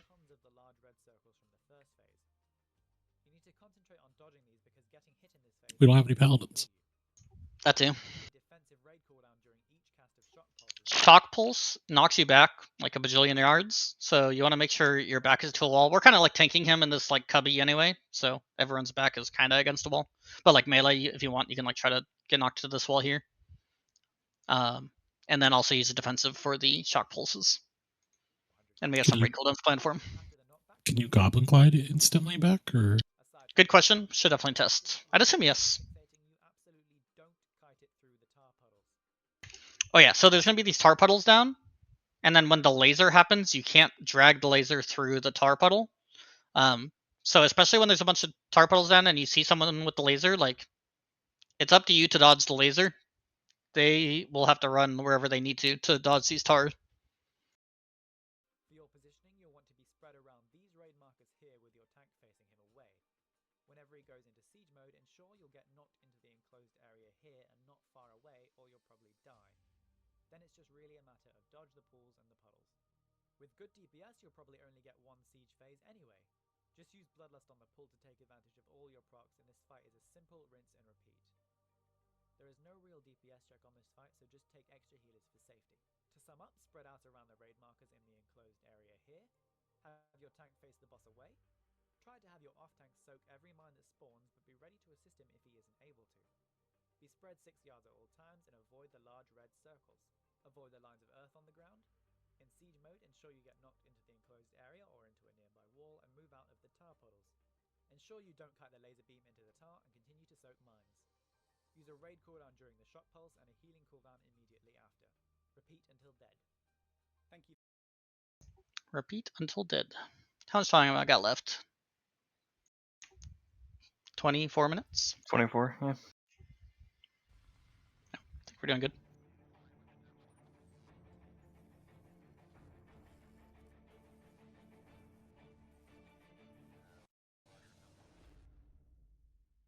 Hello, and you already know how the fight works on normal. If you don't, click at the top to view it. This is the first encounter in the instance where things start to get particularly... This is Dark Shamans. There's 2 bosses. They share health. We're gonna run 3 tanks for this fight for safety. At the beginning, they spawn with 2 wolves. We just group them all up, AoE them all down. But before they reach 85% health, we're gonna separate the adds, and pretty much a tank, all of the melee, and some healers are gonna go fuck off to a totally different area, and just do the raid completely split in half. We know, obviously, this is like probably a dad strat, like easy strat, but that's what we're going to do to start, and then if we have time to optimize, we will come back and optimize. Because obviously we'd want to just keep them together and multi-dot and cleave the entire time would be best. But we're just going for the easy strats. We want to really focus on the hard bosses and not try to optimize these easy bosses too much. And that kind of goes for our philosophy for the whole raid. Wavebinder Cardris gains the ability Iron Prison, which puts a debuff on a random player that lasts for 60 seconds. When the debuff ends, that player takes reduced damage equal to 100% of their maximum health as physical damage. This is reduced by armor and cooldowns, so when the debuff is about to expire, you need to give the player an absorb effect such as from a Disc Priest, or use a small cooldown to survive the hit. The reason you need 3 tanks is to allow you to separate the bosses. If the bosses are separated enough, their abilities will only affect the group closest to them. This is very important. So on this caster side of the room, there's going to be these purple circles you have to dodge. Which amplifies nature damage taken. If you take a tick of the tornado or any other nature damage effect whilst having toxic... And there's Iron Prison on this side. He Iron Prisons someone. They get like a 60-second debuff, and then at the end it like hits them really hard. So at the end, just make sure you have a defensive, and ideally we should have a priest over here, and they'll try to bubble you and spirit shell you, whatever. Significantly less forgiving. You'll start outside the main building as normal and use that time to kill both wolves as fast as possible. Have your range stack up, and as soon as the Iron Tomb is cast, strafe to the side. This is to avoid having Tomb spawning in the middle. As soon as the dogs are dead, you'll pull Earthbreaker Harem away, far up towards the entrance to the... One of the melee mechanics we'll see later is this Iron Tomb mechanic. But pretty much you just they're about to spawn, you just sidestep it, and they're just like there for the whole rest of the fight. So that's why the ranged are starting over here, just like off to the side. And then once we're on the melee side, the healers are gonna have to play with this mechanic a lot. On 10 man, send 2 tanks, 1 or 2 healers and your melee DPS. And on 25 man, send 2 tanks, 3 healers and all your melee. That group will have to deal with Iron Tombs, Toxic Mist, Foul Stream and Ashen Wall. Primarily, this means your healers in this group should hug. So you can see the healers here on the edge. They're like starting on the very edge, and then as soon as they get an Iron Tomb on them, they just move a step and place it, and that way it's out of the way as much as possible. Similarly, your tank should have the boss's back to the wall, so that every time an Ashen Wall is spawned, he can move a few feet forwards to avoid it. For Foul Stream, it will prioritize players that do not have the Toxic Mist dot. You cannot let this hit you if you have Toxic. So here's the Iron Tomb spawning on these healers. They all move off of it, and repeat. And every other player can simply move away from him before it appears. Toxic Mist will be applied to 2 or 5. Here's the Foul Stream. So this is mostly a melee side, so this melee that gets it goes off to the left. All of the rest of our melee just attack from the back right foot. He puts that green puddle down, and then you go back to normal. Back on the ranged side of the fight, we're in this big open area. There's going to be purple storms going on. Have to dodge everything.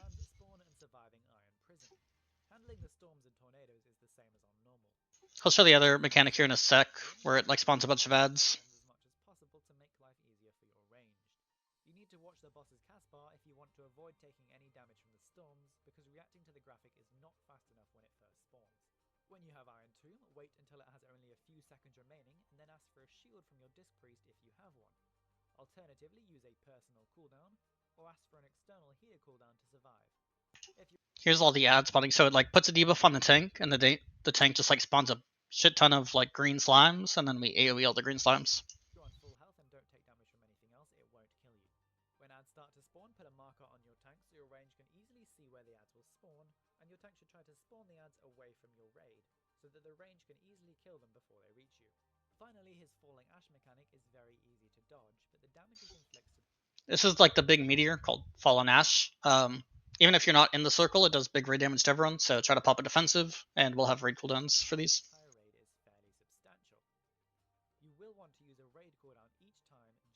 It takes a while to land though, so wait till you like see it landing.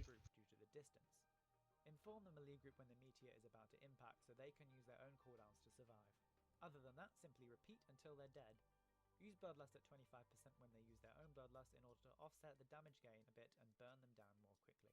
This is a control fight, not a DPS race. To sum up, kill the 2 wolves to start with and then split your... Anyone have any questions on that fight? Alrighty.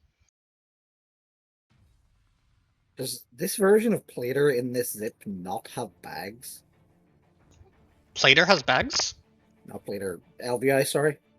Oh. I don't know. I used a different bags. version of LVI. It should be there. It was a bit bugged for me. Good luck, Sleep. When I press Shift B, the bags open, but I don't have bags. Neck had a different version that might be better for you. I can try to find it. Well, I don't need bags. Okay. As long as the add-on works, which it seems to. Yeah.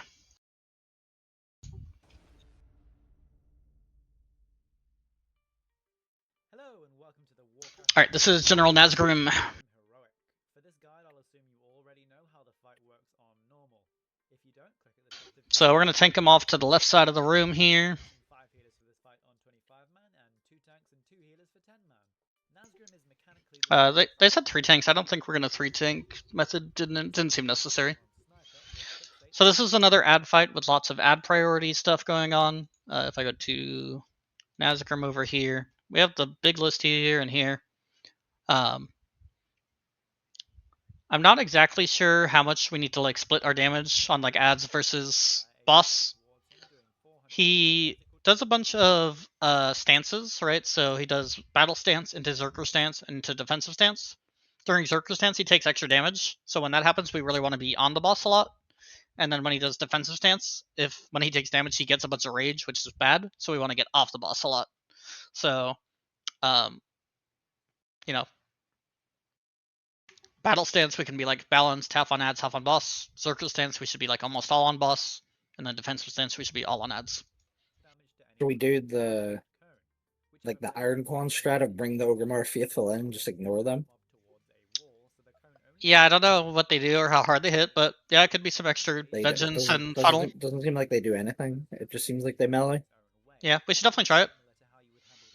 You only get one try on those per lockout. Yeah, right. If you however. wipe, you would have them.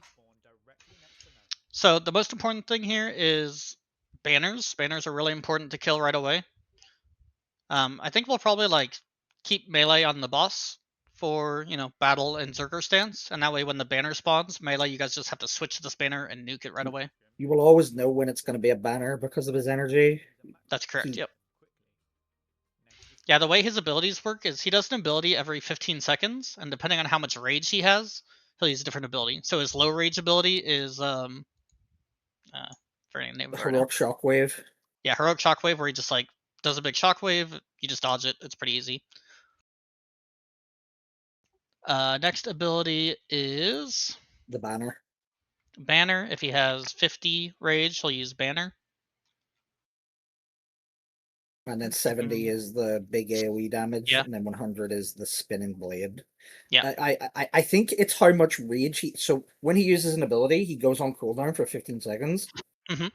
So however much rage he generates in that 15 seconds will predict what he's going to do. So if he generates 50 rage, he will always banner. If he gets 70 rage, he will always war song. He also, I think, let's say he has 40. I don't think he can generate rage during the 15-second cooldown.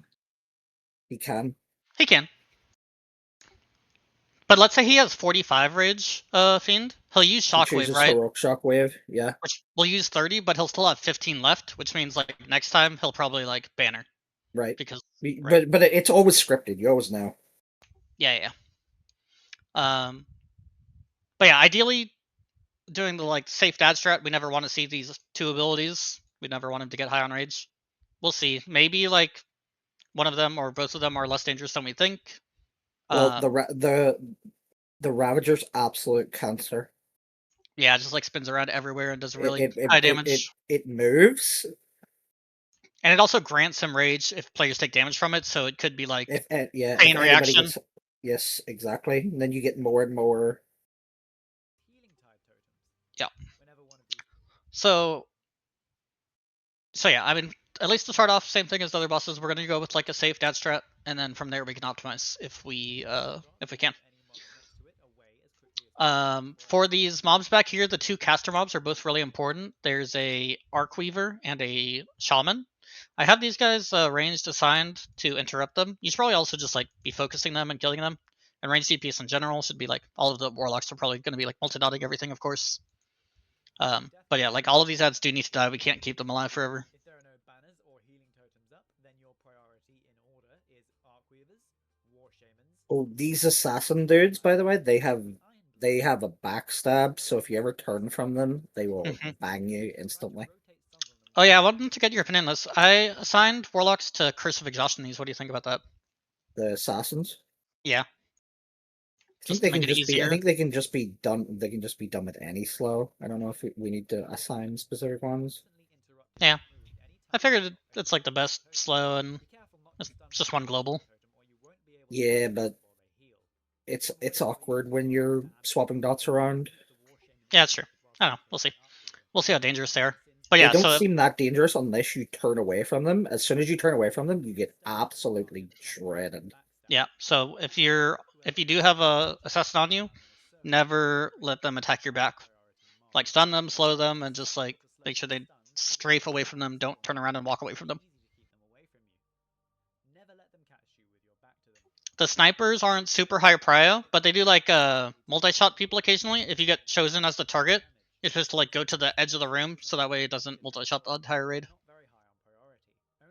What is that? What is that mechanic? There's a mechanic that's exactly like that, right? Kind of like the guy in Mogus and Bolts. He targets someone and shoots a cone at them. Yeah. You can tank Nazgûl where he starts or close to the entrance, although by the wall around here is probably best. This fight is simply about control. Every time a new wave spawns, switch to it and handle each mob in its own way. Always kill Arcreavers, War Shamans, and Assassins before DPS. So yeah, I really think range should like be mostly prioing the mobs back here. The only exception is if you're running low on time before they enrage. Sometimes in his third defensive stance, when there's only 2 minutes or so until Third defensive stance, they're at 9 minutes. There's the Ravager, see it? Yeah. See it moving towards him? Uh-oh. He's standing right in the middle of it. Hello! You can face tank it, it's fine. He is a It looks Warlock player. lovable to me. This How much damage?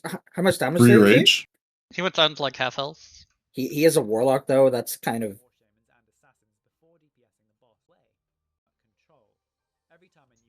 It's about control. He says as he just stands in a fucking Ravager. Idiot. During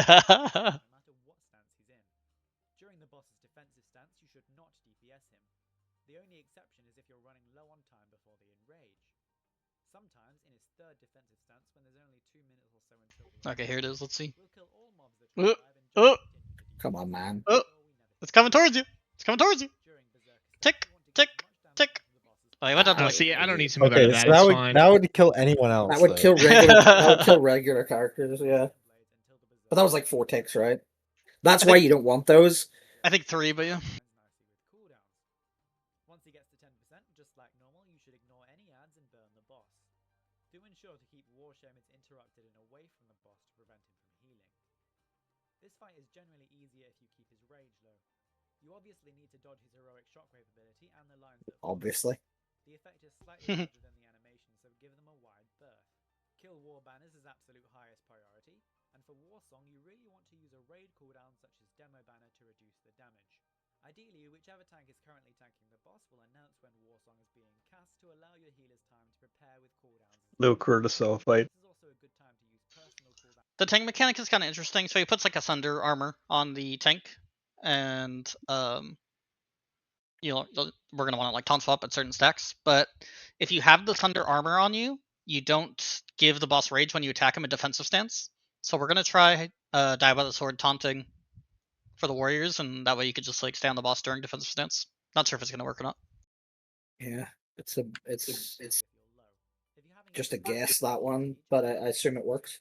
You're either not killing War Banners fast enough, people are getting hit with Shockwave, or your tanks are getting too many stacks. But we should only get 1 defensive stance, I think. Like, this boss can be dead in 5 minutes, right? I'm not sure. Stun Arcweavers, interrupt and kill War Shamans. We definitely have more DPS than these guys, but I don't know how much more. Like, it goes in order. It goes Battle Berserker defensive, then back to Battle then Berserker. So, and it's 1 minute each time. So the defensive stance would be 501 to 601, right? Sounds right. Second one. Comments or suggestions, please post them in the comment section below, and remember to visit warcraftacademy.com for all of Does he do something specific at 10% that everybody's like, all of these guys are like super worried about the 10% burn? Is this? I think they were just about to hit on rage. No, but the other guy tells you not to burn him under 10% also. Yeah, I think it's he spawns the ads a lot faster. He like has an enrage timer, sort of like a Here we go. At 10% health, Nazgrim will summon 2 waves of ads at once. This means that it's no longer possible to handle the ads normally. We advise you to have the off tank take all the ads to the opposite side of the room from the boss, while the rest of the raid burns down Nazgrim. We're surely not keeping loss for 10%, right? No. Yeah, that sounds like a loss. Anyway, I only got that 7 seems like a minutes fun left. fight. That seems like one of the.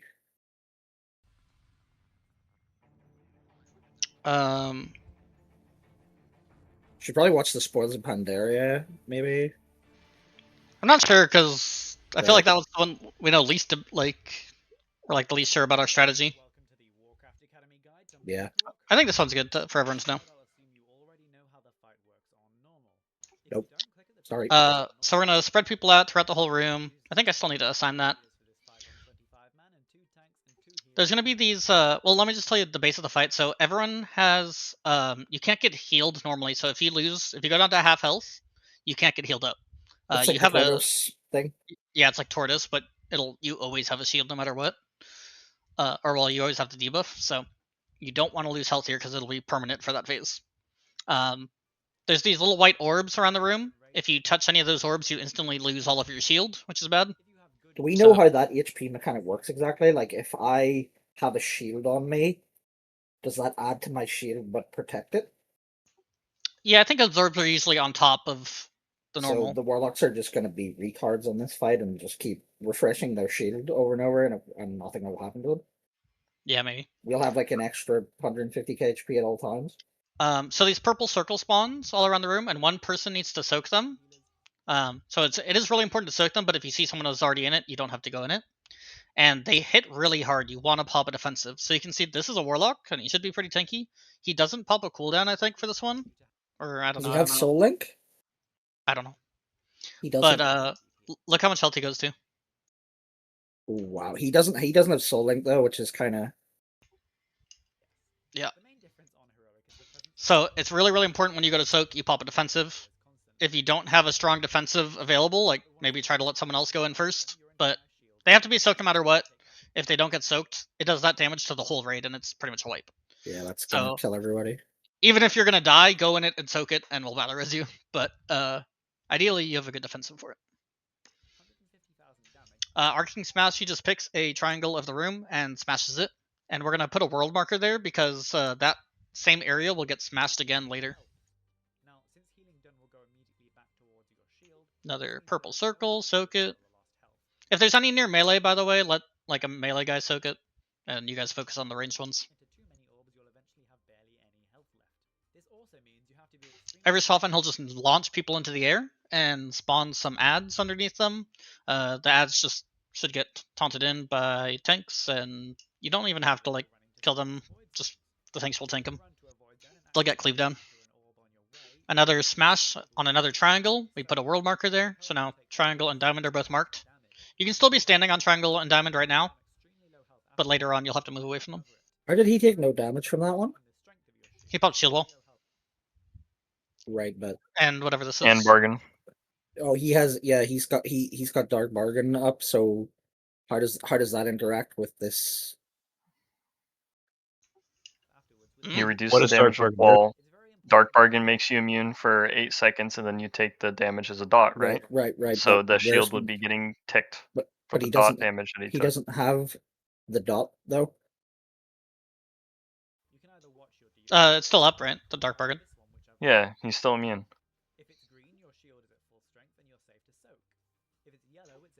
All right, so it's just eating his shield now, or is it killing him? Yeah, it's just eating his shield. It's eating his shield. Okay, third arcing smash. We put a world marker there.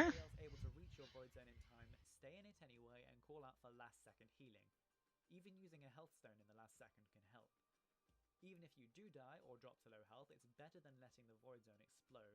So never let a void zone remain empty just because you're worried about your own survival. Oh wait, maybe I saw it wrong, or they cut it weird.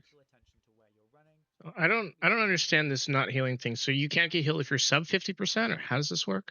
You cannot get healed your health bar at all, but you have a shield that can get healed.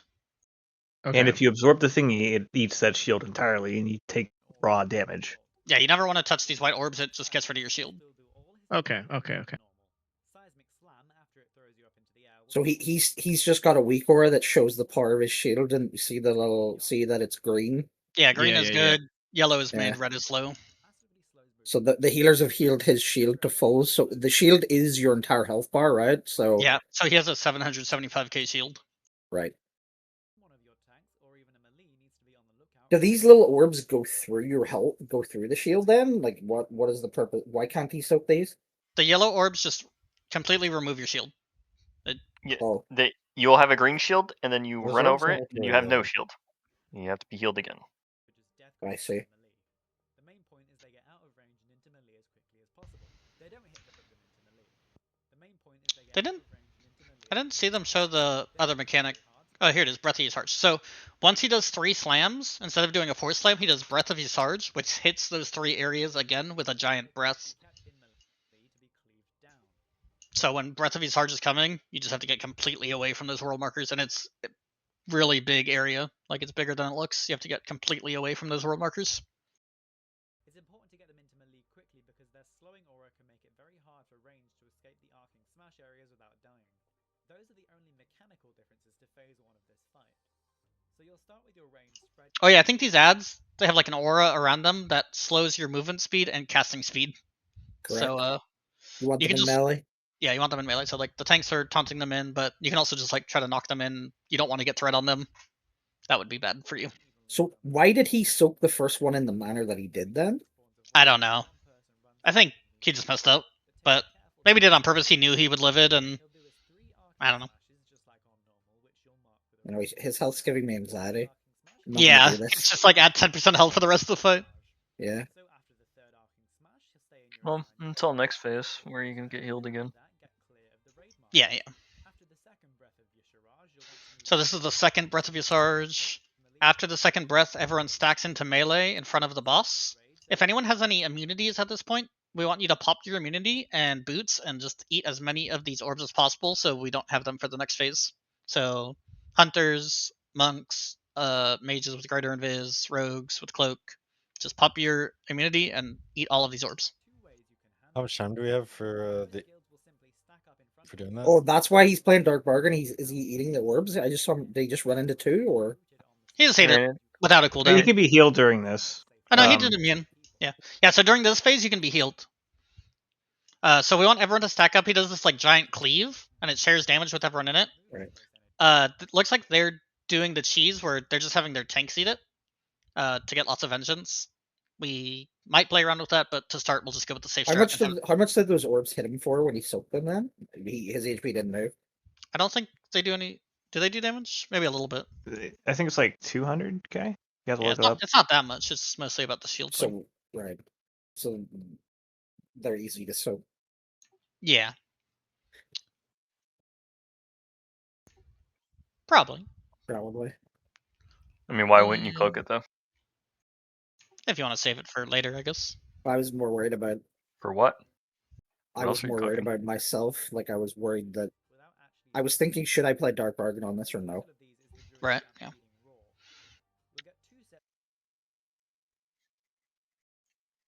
If you go on like soak a purple circle, cloak would be nice. What was I gonna say? Oh, during this phase 2, in addition to just like this cleave mechanic, people will get a debuff and it'll root them in place. And we want to clear those not with dispel, because if you dispel them, they like explode. We're gonna clear them with windwalks and stampeding roars. Would freedom also count as a dispel, or would it work the Yep. same? Yeah, freedom works.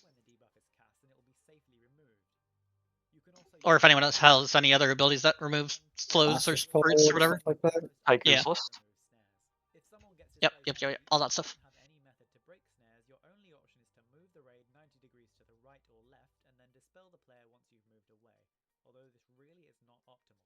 There is one other way to do this phase which makes it a lot easier, and at least for 10 man should almost definitely be the way you do it. It's also possible on 25, but it requires specific tank classes. Have your raid remain spread out like in... They're talking about the like vengeance cheese strat right now. But I wonder how the shield works for pets. If you have move the stagger, and then external smoke bombs, any cooldowns since the damage will be a lot lower, but he'll still want as many as possible. If you don't have a Brewmaster tank, a Paladin can solo tank it on 10 man just with Shield of the Righteous and other major cooldowns. It's probably not possible for a Paladin to solo tank with this, may be able to survive it. You could also simply put 2 tanks in at once to split them and decide what... They're just talking about I mean, that's pretty much the whole phase. Phase 1, phase 2, and then repeat. And it's been 3 hours. Thank you guys if you guys stayed the whole time, and we have the whole thing recorded. So anyone that's not here, please make sure you watch it. And yeah, should be good. Does anyone have any questions? Just in general, do you want us with probably like 3 characters set up, or what do you think for this? I mean, the way I do it is I just delete my character and remake,